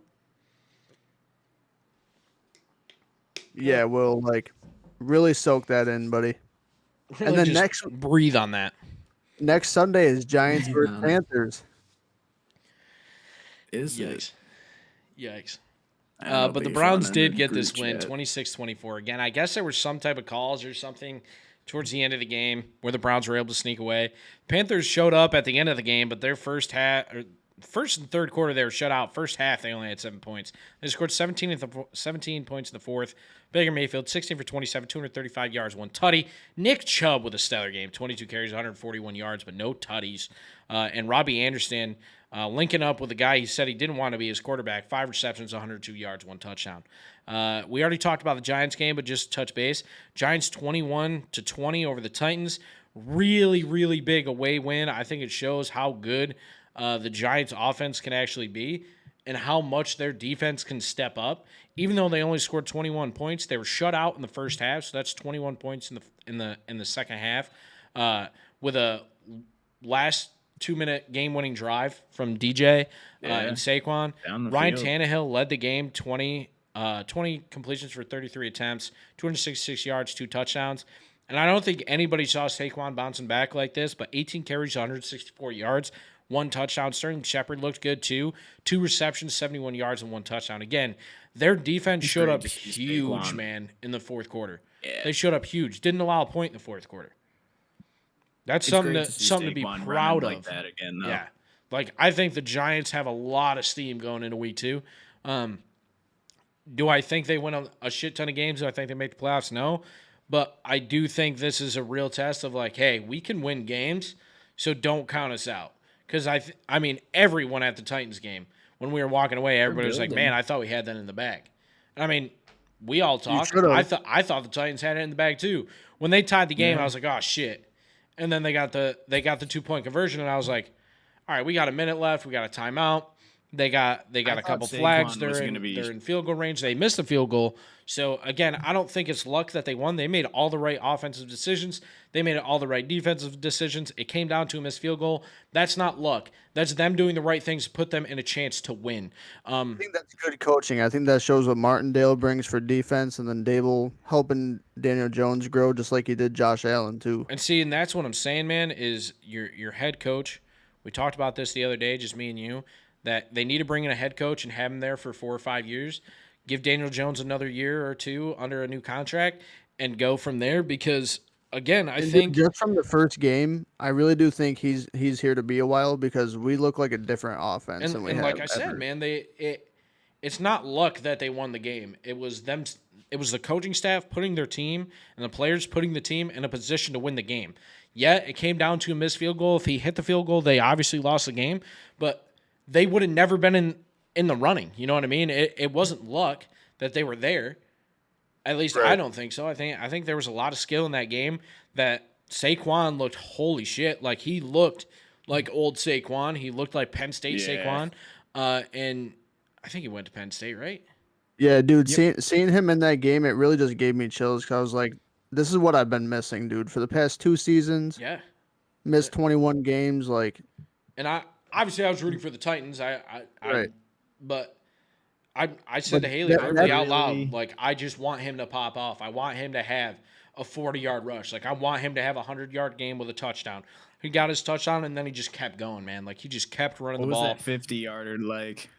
Did you go nuts? Yeah, dude. Like I was cheering for him as a Titans Yeah, and bro. Steelers fan because like I don't want anybody to fail. You want people like that to go on and succeed. right. Yeah. Going on to the next game though, Colts and Texans. We have our first tie in week 1. Did not take long, huh? Yeah. The fact that the Colts even tied, Yeah, that's pretty wild. Like, to me. they were down like 20-3 or 17-3. Yeah. Like Really? they were Yeah, down. they were Yeah, down a they ton. scored. They were down 20-3. They scored 17 points in the fourth quarter. We're talking about the came Colts back. with Yes, Jonathan the Colts Taylor? were down 20-3.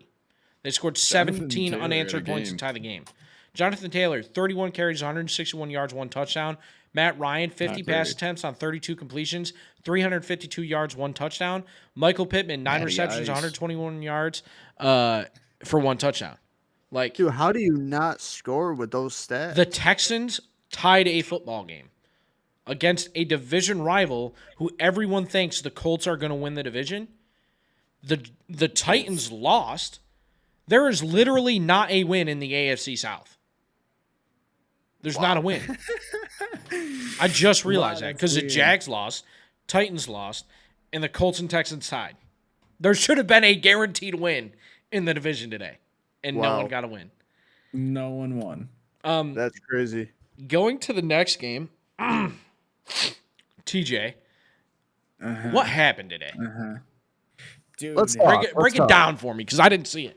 I didn't see the game. oh my God. First of all, I could barely watch it because I was stuck living in New York having to watch the freaking Giants game. Hey, I was there. So, yeah, well, that's You were way watching better me than- watch them. I tried to see it. I couldn't. But anyway, no, dude, it was just, it was That's why I rough. have a napkin on here. It was rough from the jump, dude. Like, even if we had Devontae, we were losing that game. like it was 23-7. The Vikings Wait, won. so what happened was like Kurt, the Vikings defense just insane Our today? defense, well, I don't even know, dude. Like, Aaron their Rodgers didn't offense was play. killer. Yeah, like Justin Jefferson cooked 9 receptions, 184 yards, 2 touchdowns. 2 tutties. Delvin That's Cook, nuts. 20 carries And- for 90 yards. That's crazy.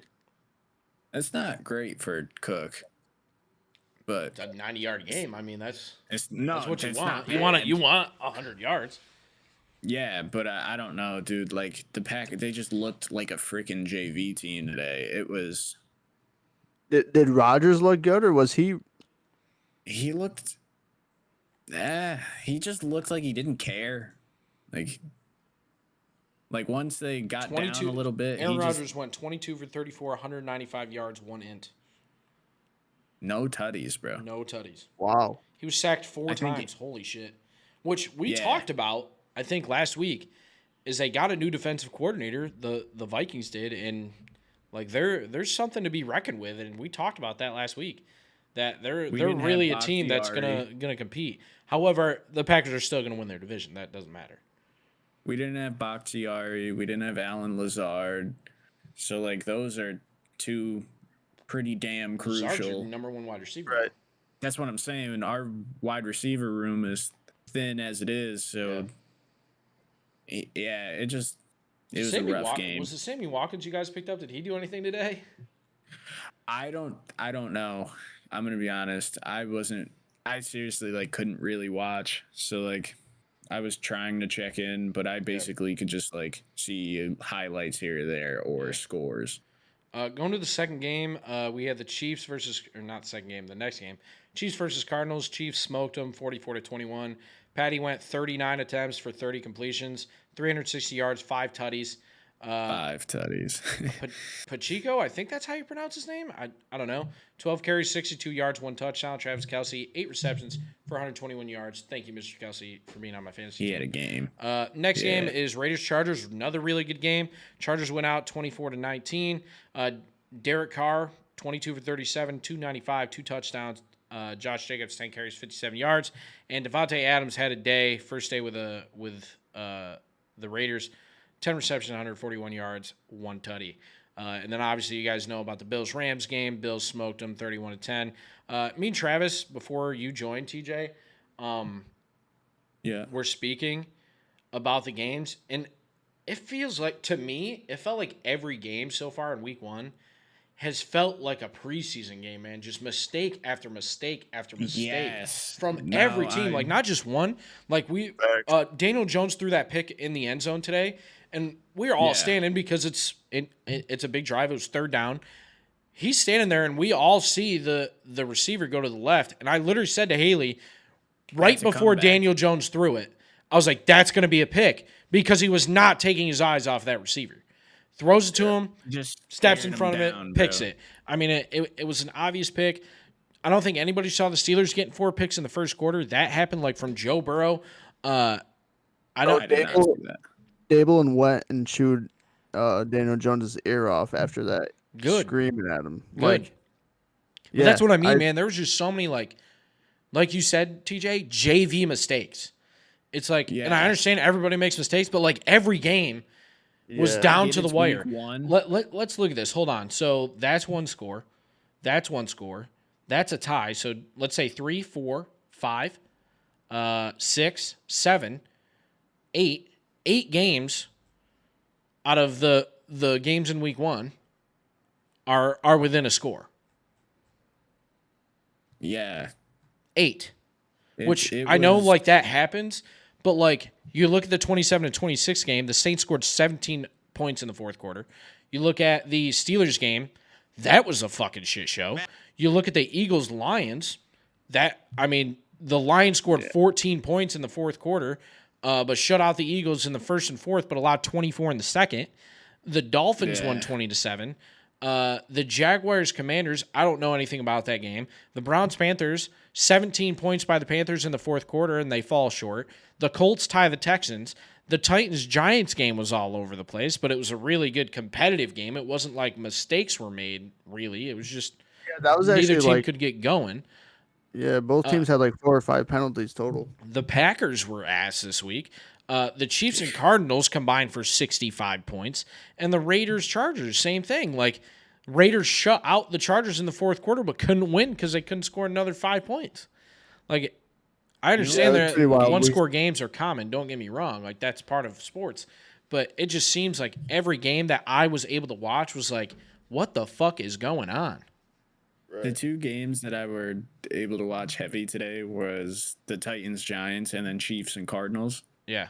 And because I was clicking around, I was able to like check in on other games, but the only team that seemed like they really had like some steam and some like their feet underneath them was the Chiefs, bro. Yeah, they were the only team that came out Chiefs clicking looked on great offense. today. Everyone expected the Cardinals to be able to put up 20 points on the Chiefs' defense. No one really was surprised by that, I think. But the Chiefs really came out. They were the only team They to didn't just for a come out while. fucking firing on offense, you know? Yeah, dude. Yeah. Mahomes looked mid-season. Yeah, he looked like he didn't just take 8 months off. Yeah. That kind of wraps up our week one recap. If you guys are wondering, the Bucks game just wrapped up just now. Bucks won 19-3. Another game that was just wow, a shit really? show that shouldn't have been. Tom Brady, 18 for 27, 212 yards, 1 touchdown. Leonard Fournette, 21 carries, 127 yards. Mike Evans, 5 receptions, 71 yards for receiving the 1 touchdown from Brady. The first half was nothing but field goals. The first touchdown didn't come until the third quarter from the Bucks. The Cowboys didn't score another point after the first field goal when it was tied 3-3. Wow. 19-3. Bucks versus As a Cowboys. Giants fan, though, dude, you love to see that. Yeah, no shit. Like, good shit. it's just, again, Could it I just get goes those back to Dak every game. and Zeke stats? Yeah. Sorry, that's just like the highlight stats that it gives me. No, yeah, I figured. Dak, 14 for 29, 134 yards, 1 int. He was sacked twice. So rough game for Dak. Deke, 10 carries, 52 yards, no touchdowns. His longest rush of the day was 7. Christ. Wow. Yeah. Yep. You love to see I wish it, it gave me an entire recap for their offense. I wonder if I can. Yeah, team stats right here. Total yards on offense, the Cowboys only had 244. They had 11 total drives. 21 for 42 on pass completions is just fucking unreal. That's not. That's really bad. Yards per pass for the Yeah. Cowboys, 3.8 yards. They were sacked 4 times. They only rushed for 71 yards in a comparison to the Bucks, who had 151. Wow. Yeah, time of possession, Cowboys just had the ball 5 minutes less. So it just their offense sucked on every single accord today. Just terrible. Going on to a little bit more news in the sports world. I know you guys don't keep up with baseball that much, but we have spoken about Pujols going for 700 home runs on this podcast before. He's at 697 with about 20 games left to play. So, I mean, odds are he's going to hit it. Another sports news. Diaz won his fight last night in UFC. I'm not a big UFC guy. I try to keep up with it, but I never end up getting like pay-per-views and stuff. But that's pretty big and potentially what is his last fight. And then another last for someone is Serena Williams. Potentially the last match. She ended up losing her last match, of course, not going on to win a final Grand Slam. One of the greatest women tennis players of all time. And if y'all don't know much about her career, please look into her. A very strong black female sport athlete that does a lot for communities. And I don't think she gets enough attention from sports podcasts that just focus on. So definitely check out her career. Probably the most prolific tennis player that America has ever had, or the world has ever seen, especially on the women's side. But that wraps up our sports segment. All right, guys, as we said, we are going to do the power rankings a little bit later. So this is our interjection. We are going to be cutting this into the podcast of episode 4. So that's why it kind of sounds a little bit unnatural. It's kind of just cutting right in and just us rolling with it. Again, we just didn't have time. We didn't have it done. And now me and Travis are here. We're missing TJ. TJ had some other obligations tonight. I'm honestly not sure what he's doing. But me and Travis are going to run with this. It's our Week 2 NFL Power Rankings. We are here. Week 1 was wild. It felt like Week 1 anyways, in my opinion, was like another week of preseason. I think we mentioned that earlier in the podcast episode, but it just felt like every game was just every team that was supposed to win lost, and the ones that did win barely won, and they looked terrible when they did. It looked like everybody was on Super Bowl hangover. Yeah, it was a pretty wild week overall, I feel. Yeah, I mean, every game was just it was just weird. But we're going to run through. I'm going to tell you guys how we do this again. So week 1 was pretty simple. We didn't have any statistics to base this off of, but our power rankings are a pure statistic-based power rankings. We use all the statistics based off of how that team performed that week, where they rank, not just that week, but how they rank overall throughout the season. So how I do things, it's just a little simple formula that we use. I used to do this alone, which is why you'll probably hear me say I when it's really we, because we go through all of this. So what we do is we each come up with our own 1 through 16 of each conference. So AFC and NFC, we each come up with our 1 through 16 for each conference. Me, Travis, and TJ. We submit those, and that is the only opinion base that we have is from us. It's just 3 columns out of, I don't know, 1, 2, 3, let's say 25 different statistics. I'm not going to sit here and count them. I have no idea. But so we have three opinions out of 25 different columns. The next thing we do is we use the team's current record, their current win streak, how many points they've scored so far this season, so points for, points against, their current point differential, how many passing yards per game they have, how many rushing yards per game do they average, how many passing yards and rushing yards they allow per game on average, how many sacks they have in accordance to their conference 1 through 16, how many takeaways they have, turnovers, third down conversion, and penalties. These are all the statistics that we use, and again, it's 1 through 16. We do this by conference, and what this does is this averages all out. We take the average of all these numbers, so again, 1 through 16. Each team is going to fall within that bracket of 1 to 16. Generally speaking, you'll never see anybody lower than a 13 average or a 14 average, but that team is most likely going to fall last in that conference. So what this comes out to is each team gets an average of, say 1 through 16, and we take those and rank them next to each other. So we put the AFC and NFC next to each other and run through the list. So this week, for instance, again, just me explaining this, I don't want anybody to be confused. I'll probably go over this a couple more times over the next few episodes. The Bills came out to an average of 2.40. The Chiefs came out to an average of 3.48. Now you hop over to the NFC. The Bucks averaged out to a 3.04. And I think it's the Rams? No, it's the Vikings. Sorry, it came out to an average of 3.92. So what we do is we say, okay, the Bills are better than the Rams, and then the Rams are better than the Chiefs are better than the Vikings, and just hop back and forth. Whatever team's better. So on and so forth. Yeah, so you might have a string of back-to-back AFC, a string of back-to-back-to-back NFC, and might just bounce back and forth each week.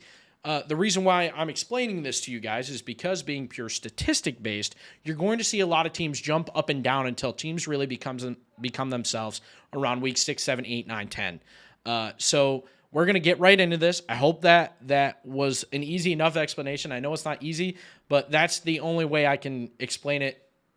How a pure the best way, yeah. So how a pure statistic power rankings work. So coming in at number 1, week 2, we have the Bills. They were our number 1 last week.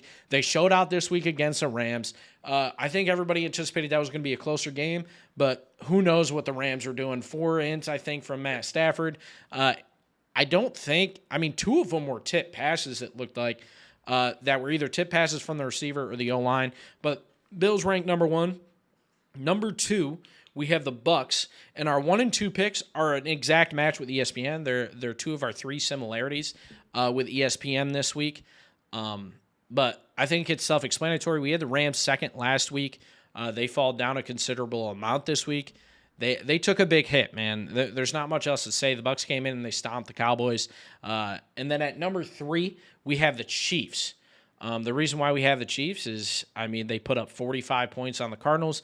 Yes, the Cardinals' defense is neither here nor there at this point. You have no idea what to expect out of their defense, but their offense is very solid. Number 4, this is one of our biggest jumps. So the Chiefs are up 3. They're up from the 6th spot last week. And the Vikings are up 9 spots. We have them 6 up from ESPN. ESPN has them ranked 10th. We have them at 4th. They played a really stellar game against the Vikings. And rounding out our top 5, we have the Chargers. They're up 2 spots from number 7. ESPN has them ranked 4th. They played really well. But against the Raiders, they probably should have done a little bit better. But they still jump up 2 spots with their average. To give you an idea of kind of how the Chargers are looking this year, we all had them, me, Travis, and TJ, all had them ranked at 3rd or 2nd. They're 5th in points against. Be reckoned with. They're really not leading in any category, but they're in the top 7 of every category other than third down, rushing yards allowed, and passing yards allowed are their 3 downfalls. That's the reason why they barely break the top 5. Travis, I think you have this list in front of you as well. If you want to go ahead and read 6 through 10, I don't want to be the only one talking during this. Yeah. Do you want to do the next couple? Send it to me again. You send it on Oh, Snapchat. And I yep. lost it. That's my bad. I'll send it and save it in chat. All right. Did you get Okay. that? Yep. Got it. All Perfect. All right. right. So we're on 6. Yep, 6. All right. 6. Eagles are listed. They are +3 for ESPN. We have them. Last week they were 7. They went up 1 to 6. No, last week they Other, went up 7 spots, so they were 13th last week. okay, I see. Gotcha. Yep. Yeah, a little bit hard to read because it won't let me put the plus without it making it a equation in Excel for some reason. That's the only thing with Excel sometimes. Sucks. So 6 is Eagles. 7 we're gonna have Ravens. Rams dropped down to 8th. Yep, down 6 spots, Like, man. I mean, they took a big L. yeah. And again, I was really shocked. I mean, defending champs. I don't know how you come out and play a season opener like that. I mean, they lost Von Miller, so that's obviously Right. huge. Odell they didn't get back; he's a free agent still. So I mean, that's huge. They bring Allen Robinson, who got targeted twice. One of those targets is a last minute Hail Mary in the fourth, not Hail Mary, but last ditch effort to at least score a touchdown and make it not look so bad, and with no catches. So he really gets one target in the game. Cooper Kupp, I think, had 11 or 13, and Tyler Higbee, their tight end, had 9 targets. That's not receptions, targets. Got the ball thrown All of to that, them. and Jalen Ramsey is looking like a Piece of burnt third toast. string corner out there Yeah. right now. Like, Yeah, he's getting burnt more than when I make pancakes, bro. and that's very often. Yeah. So after the Rams, we have the Dolphins, which I like. I think the Dolphins can be a really good team in the NFL this year. Yes, I sir. think they're going to be one of those teams that compete. They grind every game, every play. And they're our biggest mover this week, man. They're up 11. Yep. That's our biggest jump. We have a bunch of teams that go up like 7, 8, or 9. Again, being statistic based, you're going to see that for a few weeks. But they're up 11, and we talked about this in week 1. Everyone was down on them last week, so we had them ranked 20th. ESPN had them ranked 19th, and ESPN actually still has them ranked 11th. So ESPN has them jumping 8 spots. But I mean, you're in a team that has an offense like that, and I don't think Tua looked terrible. He did have a couple passes that were supposed to be 30-yard passes that went 15, and granted he was getting pressured, and like he needs a little bit more effort in his passes, but I think he played well. Their defense was stellar. That's why I have them 6th overall in the AFC, like me personally. Yeah. But I really do think they have a lot of potential over there. Yeah, and I think I ranked them 6th as well. 1, 2, 3, 4. No, I ranked them 5th. So Okay. and that's our personal. Like that's not. No, sorry, I ranked them 10th in my personal. You ranked them 6th, and TJ ranked them 6th as well. The only reason I ranked them 10th personally is because there's so many teams, and again, this goes back to it just being a crazy week 1, of so many teams that should have won that won, so many teams that shouldn't have lost, or close games that just should have never happened. Right. Some of the games are understandable that they were close, but that's kind of where the Dolphins fell to me because there were other games that teams won. I couldn't move them up because the top 5 are still so solid, and the next 8 are still solid. You know what I mean? It's a toss up between 5 and 12. So after the Dolphins, we have the Bengals. They dropped 6th. For ESPN, they dropped 3. I actually still had them pretty high. I think we all did. Yeah, if they don't blow 4 or 5 different opportunities to score a touchdown. We all had them ranked 4th. Okay. Individually. So that's 10, and after that we have the Saints. Saints played really well. Jameis Winston, rough first half, but he came alive in the second. Rough there. First 3 quarters, man. Yeah. Before I dive too deep in the Saints, I do want to say, because I am a Steelers fan, that game should not have happened that way. 4 ints in the first half and another turnover after that. The Steelers defense played great. They're going to be losing TJ Watt, but there's no reason the defending AFC champions come out and play that poorly on offense, and their defense didn't help them either. So we had a pick 6, but I can't remember the exact score. I think it was 27-24 or or 26-23 was the end score. I think so. Something. We had 17 points off of turnovers. So Yeah, I the mean, offense only scored 10 points, 9 points. right. Like that goes on the Bengals for having a terrible offense and not being able to recover with their defense. As for the Saints, so I'm going to toot my own horn again about this. Is I chose Jameis over Burrow simply because of the defenses he faced, and I was sweating obviously going into the fourth quarter because Burrow only had 5 points and Winston only had 6 or 7 points. So I was like, all right, yeah, I won what I thought I was going to, picking Winston over Burrow, but I didn't think it was going to be this bad. Like, I'm in trouble. And then Winston, he was at, I think, 70 yards going into the fourth quarter, threw 180 yards in the fourth quarter, 2 touchdowns, no wins. From what, 240, 250 or something? Yeah, Like, he throws 150 yards in the fourth quarter with 2 touchdowns, no interceptions, and he scores 20 points for me coming off the bench when he shouldn't have even been my starter, and he beat out Burrow. The Saints' offense this year, I don't think everybody talks about how Winston makes a lot of mistakes and interceptions. It's going to be hard for him to throw interceptions this year. He has too many targets that know how to catch the ball this year. Like last year, he didn't have Michael Thomas. He has Olave, their rookie that they drafted this year, who knows how to catch the ball. I like Olave a lot. Me I think too. he's good. I think he's a number 2 receiver as a rookie on most teams, and I don't think that's a stretch to say. At number 12, we do have the Packers. They dropped 7 spots. They're down 5 from ESPN. ESPN's still high on them at 7. I think we're all still pretty high on the Packers. In fact, Travis, me and you had like the same top 7 in our power rankings. Or sorry, we had the same top 5. Once we hit 5, everybody's kind of like 1 or 2 off from where we each thought. But we all, me and you both had the Packers at 5. TJ had them at 6. Statistically, the Packers just didn't play well, man. That's the reason why they dropped.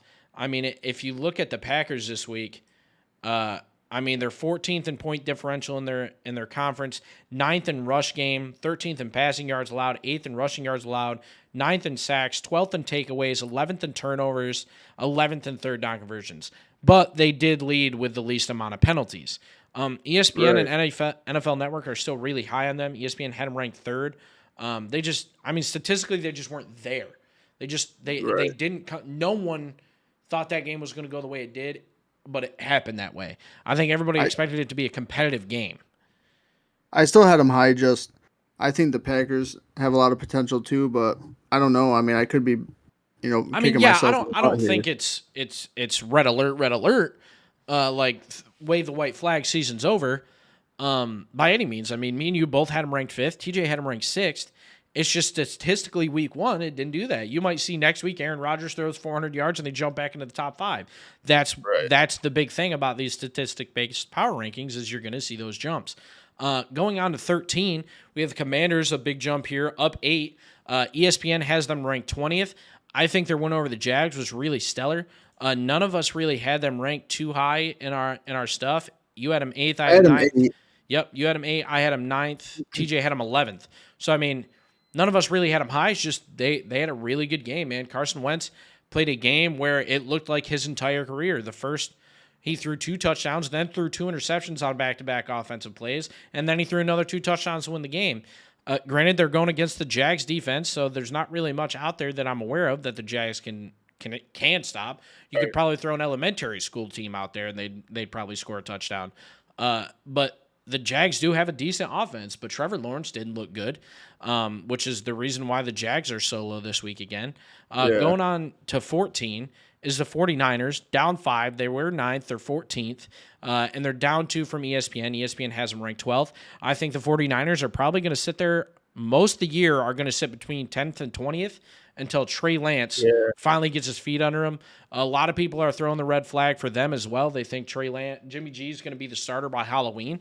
I don't think so. Yeah, but that always happens. Yeah, and I mean, I've seen like 3 or 4 stories, and it's like, man, give the kid a break. It's his first real start, in my opinion. And I don't think it's time to sign the red flag. However, the 49ers did lose Elijah Mitchell, so they're going to be going to their backup for the next 6 to 8 weeks, is what I've heard. Elijah Mitchell is going to be down. 15th, we have the Titans. They're down 5 from where they were. I mean, I think we talked about this game enough throughout the sports segment of this podcast. I attended this game. They lost 5 points. They're up 4 from ESPN, so ESPN dropped them down to 19th. ESPN last week, I can't remember what they had them. So we had them 10th. ESPN had them ranked 11th, so they dropped 9 on ESPN. What it felt like was they were just like, even when they tied it, it was like, we're still going to win the game. And then went out there and missed a field goal after Tannehill downs it to get to the hash mark, and then it's to the left hash mark, and then he misses left. When if they just stayed on the right hash mark, they would have nailed it. I mean, coming in at 15, we have the Titans. At 16, we have the Giants up 8 spots from last week. We had them ranked 24th. Which I love as a Giants fan. That's quick math, right? Yeah, that's quick math. 24th. Yeah. They're up 8 from ESPN. ESPN has them ranked 24th. They what's carrying them is their rush game. So their rushing yards, they're at 170 or 180 combined for the team. Their passing yards were good. They had 250 passing yards. Little mistakes. Defense played well towards the end of the game. Didn't allow a ton of rushing. They allowed a decent amount of passing, though. And they did get sacked a decent amount as well, which didn't help them. But at 16th, I don't think the Giants are going to move much higher than that this year. I don't see them as a top 16 team in the NFL. I don't think they make the playoffs. But this week proved a lot for the Giants. At 17th, we have the Browns. I'm going to carry this through 20th because the Steelers are 20th, and then I'll let you run some. At 17th, we have the Browns. They're up 9. They were 26th last week. I mean, they beat the Panthers in what's supposed to be like the game of week 1, and is what everybody made it feel like. It was the Super Bowl.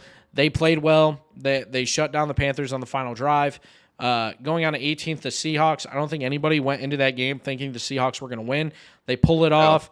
They get the 4th down stop to end the game. Up 9 spots from 27th. Again, statistically, they were an average team. They were right within that 10 or that 9 to 14 mark in every statistic this week. They were an average team. Right. Geno Smith was lights out somehow. I don't think that has to be a career game for him. Channeled his inner Russell Wilson. Yeah, like he became Russell Wilson for the Seahawks last night, and honestly, good for him, man. At 19, we have the Bears up 5 spots. Crushed the 49ers. Again, Trey Lance didn't look great, but it's not red alert time. The Bears, I don't see winning a ton of games this year, but I bet you after that win, they're like, holy shit, we can win the Super Bowl, because that's a huge win for them in the NFC. Like, the NFC is trash, and you beat one of the actual good teams. So that we have the Bears at 19th, up 9 spots, up 6 from ESPN. ESPN has them ranked 25th. We have these Steelers at 20, okay? They're up 3 spots. This is I think I said this last week, that you're going to see the Steelers between 23 and 26, and that's exactly what happened. They got to 23. They're down 6 spots from ESPN. ESPN has them at 14. I don't know how they have them at 14. Yes, they beat the Bengals. Travis, I think you're frozen, buddy. Yo, there you are. I'm on my phone, You're so good. we're good. That's all right. We'll wrap it up. Steelers, we have at 20th. Like I said, I think I called it last week. They're going to be 23rd, or they were going to be between 20th and 23rd all year. They shouldn't have beat the Bengals. Offense looks sloppy as shit, and it shows in their statistics this week. ESPN has them ranked 14th.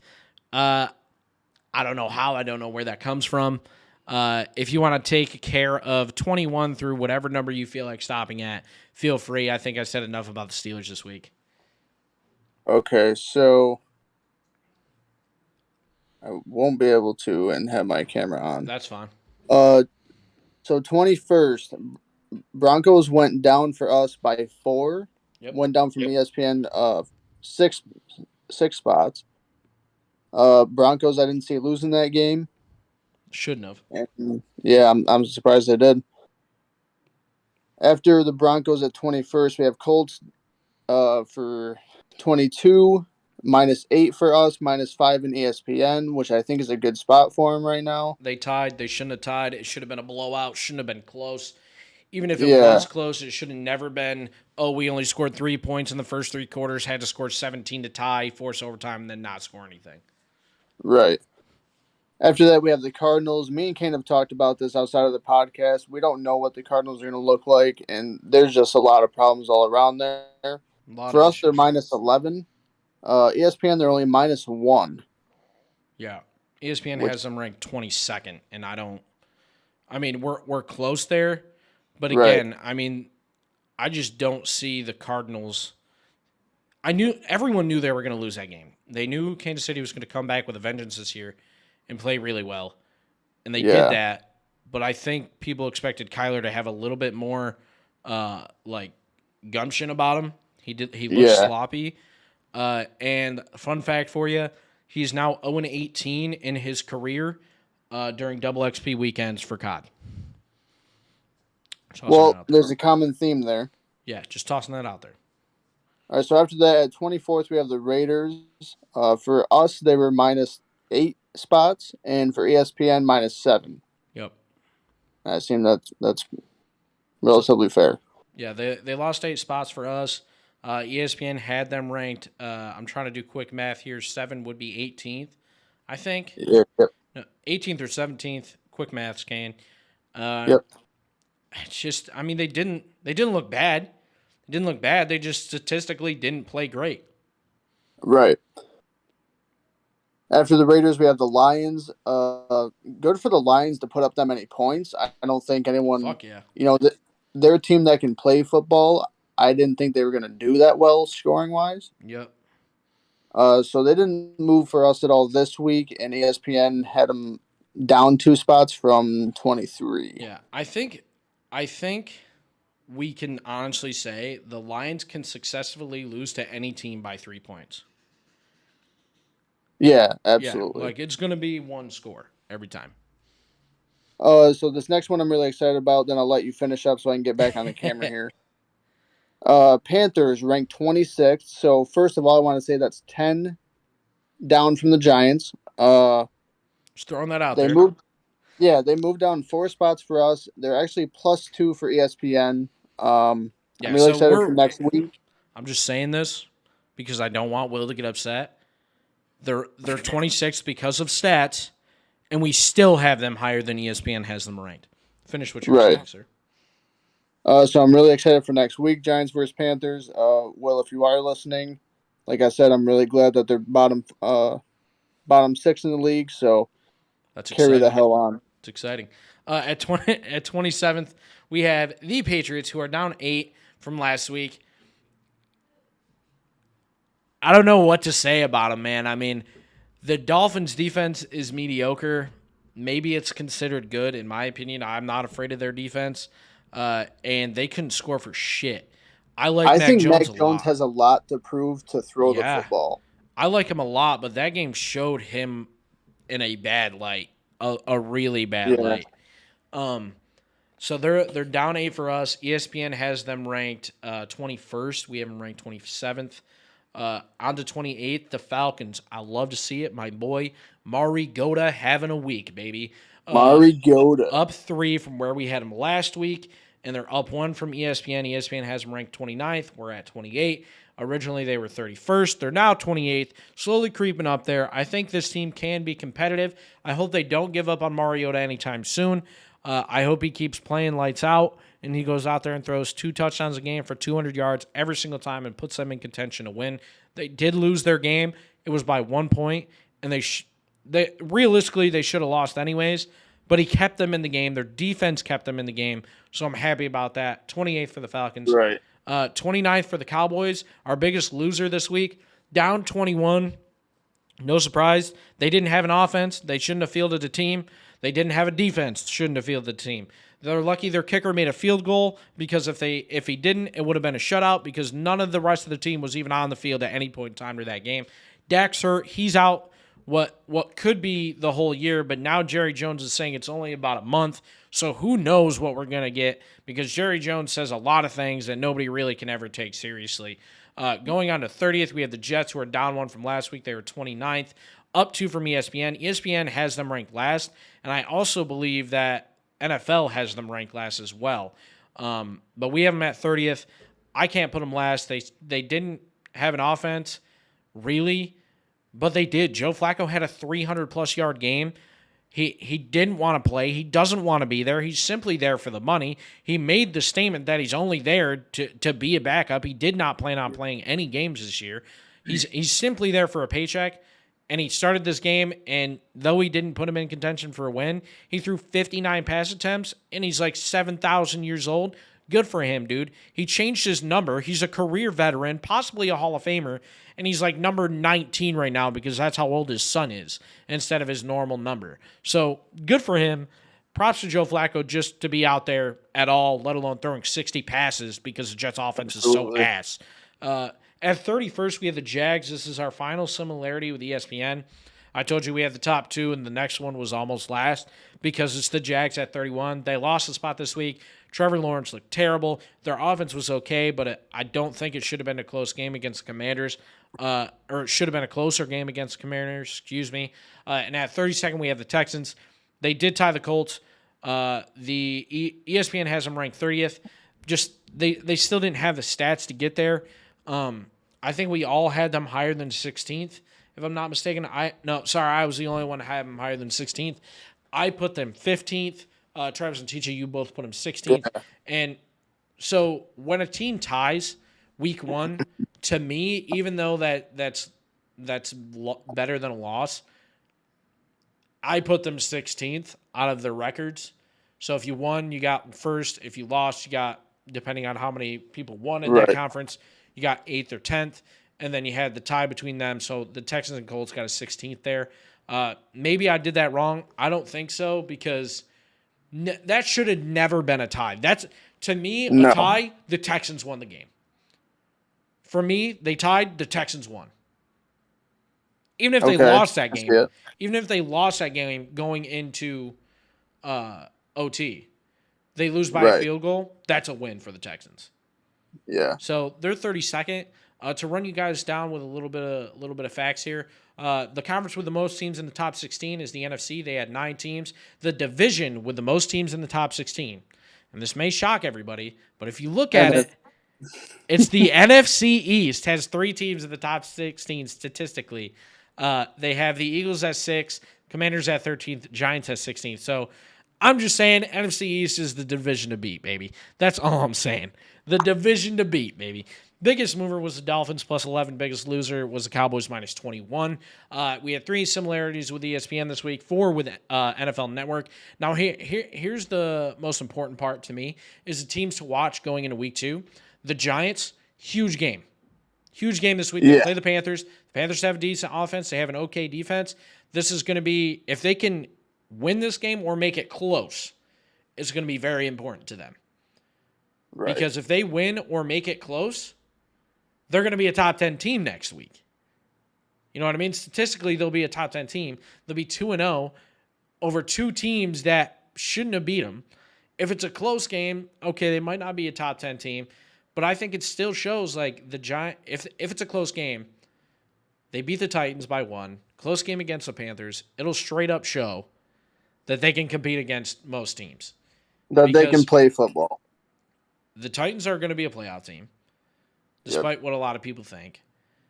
The Panthers have a chance because their division sucks, and the NFC sucks, so they could be a second team in the playoffs. And they just hung, 25 on the Browns, who have a decent defense. I don't want to see Myles Garrett on the other side of the field. Another team to watch is the Cardinals. Big loss. But they also play a really good offensive team, and that's exactly what happened. They didn't get beat by defense. They scored 20-plus points. Most of the time, if you could score 20 to 25 points, you're going to be in a close game. They lost by 18. Right. Maybe more. I don't know. I don't have the game pulled up here in front of me.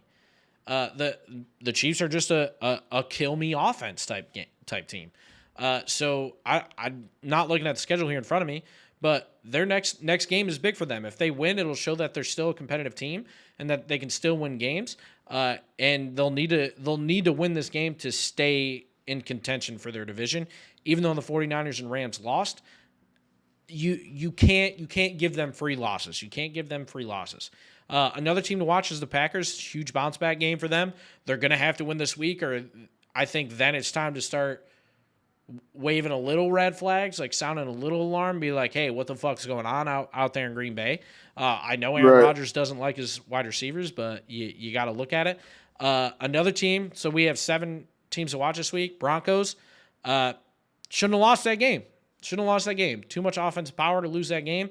And I said this in week 2 or episode 2 and 3 that the Broncos, that everyone seems to think that a $256 million quarterback that was in a similar situation going into Denver is going to be the problem solver. I disagree. Not that Russ is bad. I just don't think he's the end all be all taking me to the Super Bowl in the same situation he was already in Seattle. Next team to watch is the Dolphins. Again, they crushed the Patriots. Their defense showed up. It's going to be a big week 2 for them.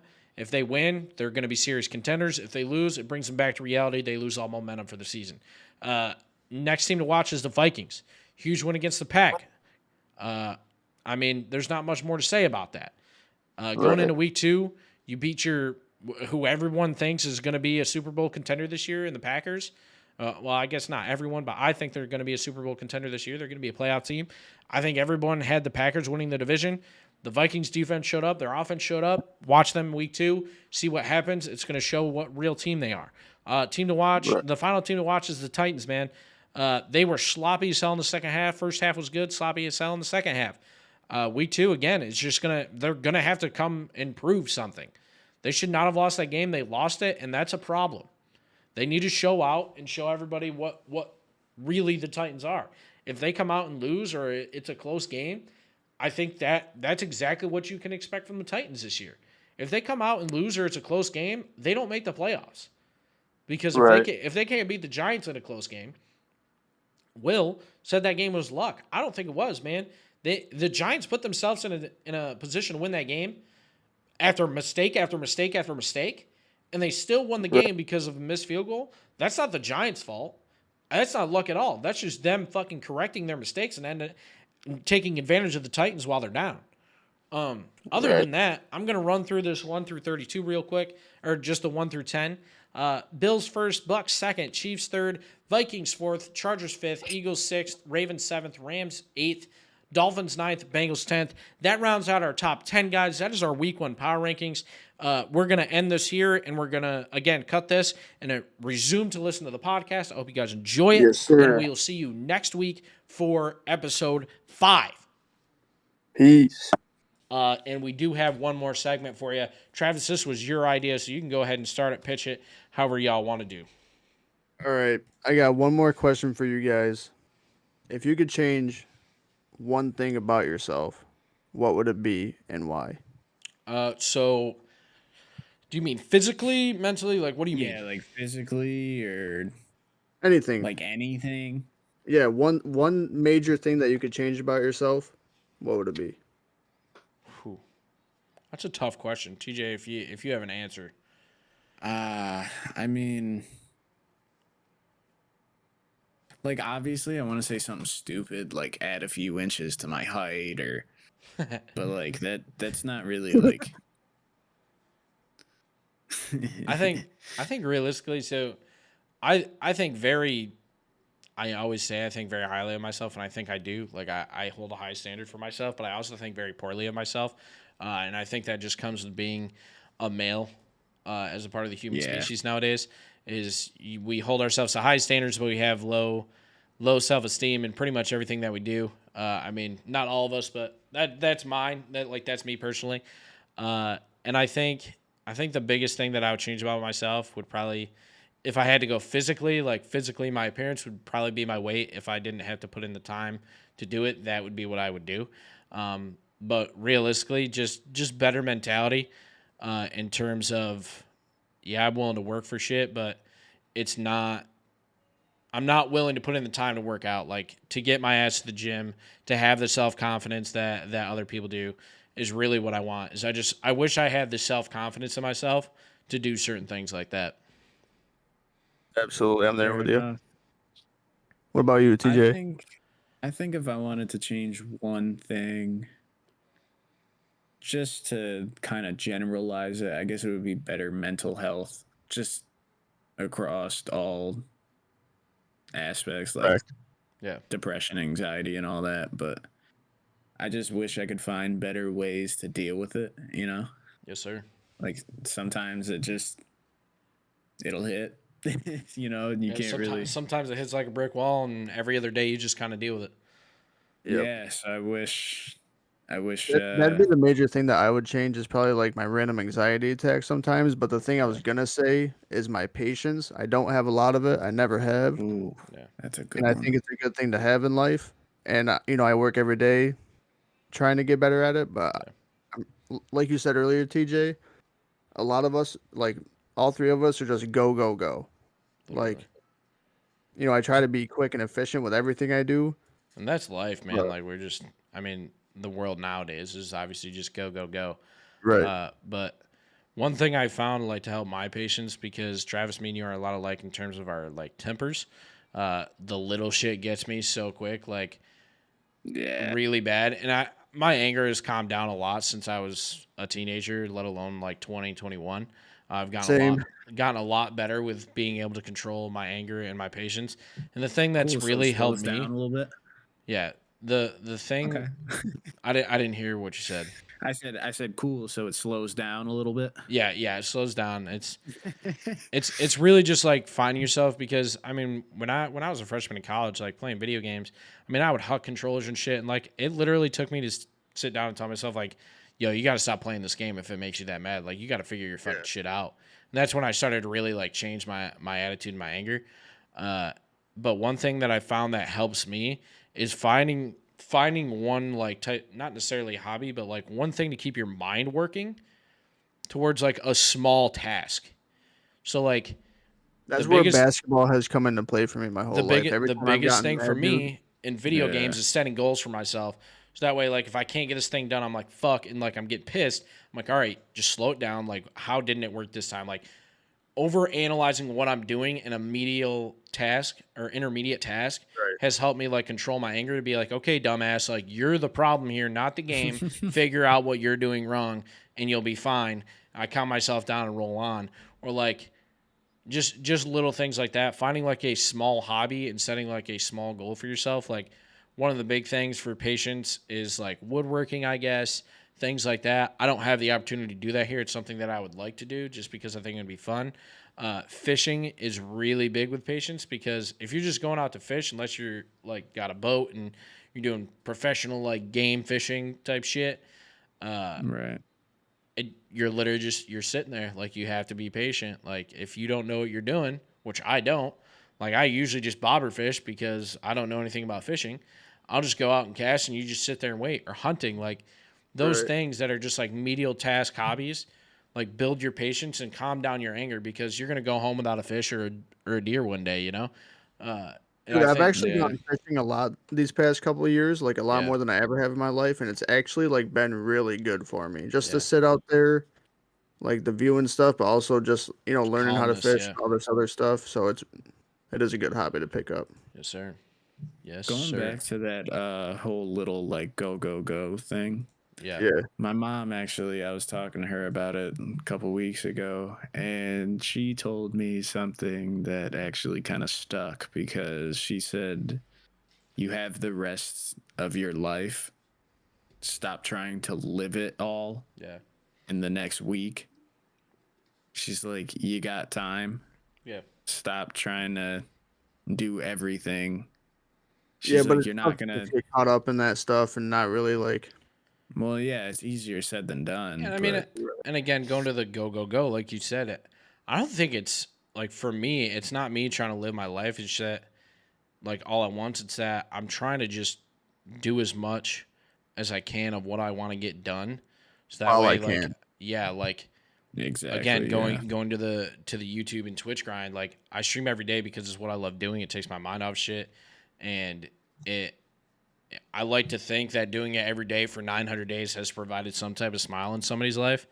But like doing YouTube, Absolutely. like on top of that, has been life changing for me. Not in terms of like my mentality towards it, but just doing it because hey, I have the time. If I do this, like I can make a living out of doing that, and that's the ultimate goal right now. But it's baby steps. Like my videos 2 months ago, 3 months ago, were getting 20 views a piece. Now they're getting 50 to 100 every single time I upload. Like Well, I mean, there you're you go. talking in 2 months, I've doubled like content. It's, you know what I mean? It's more of a, I want to push myself to do this, plus Yeah. work, plus Haley, plus the dogs, plus the podcast, plus spending time with friends, going to games, like things like that. I don't think I'm trying to live my life all at once. I think it's just like, I want to fucking do everything, you know? There's been Yeah. several times where No, I that's can so get. true. There's been several times where I can get overwhelmed really easy. Yeah. So every day when I come home from work, man, I take about 20 minutes in my car, listen to music. Like I need that time to myself before I go and do anything else. That's Like, the only good thing about my drive home, man, is like when you have a shit day, put on some music, get out of your bad mood. That way you don't bring it home with That's you, nice. yeah, fact. Driving always helps, bro. Yeah. I don't know why, but Cruising, buddy. man. Very rarely some ever bring music, work bro. home with me. If I'm like super overwhelmed or anxious one day, I have a basketball court that's like 5 minutes around the corner from me. Trav, Yeah. you and I went there one time. I'll just go put my AirPods in and I'll just go shoot for like 2 hours, bro, and just Yeah, not bro, even just go hoop. Yeah. Sports, man. not They even really just not clear even your think head. about nothing, dude. it's Sports the are the best only place real to world be. escape like left on this planet. For me, it's music True. in Bro, a for as weird long as I way. can remember, every time I've gotten mad, like upset, whatever the case is, if I go to a court and just play some basketball, get shots up, I feel 100 times better. I Yeah, mean, like it's Every just time. like I said, man, sports are really like the last real world escape. Like that's what sports are for, is meant to escape from the real world.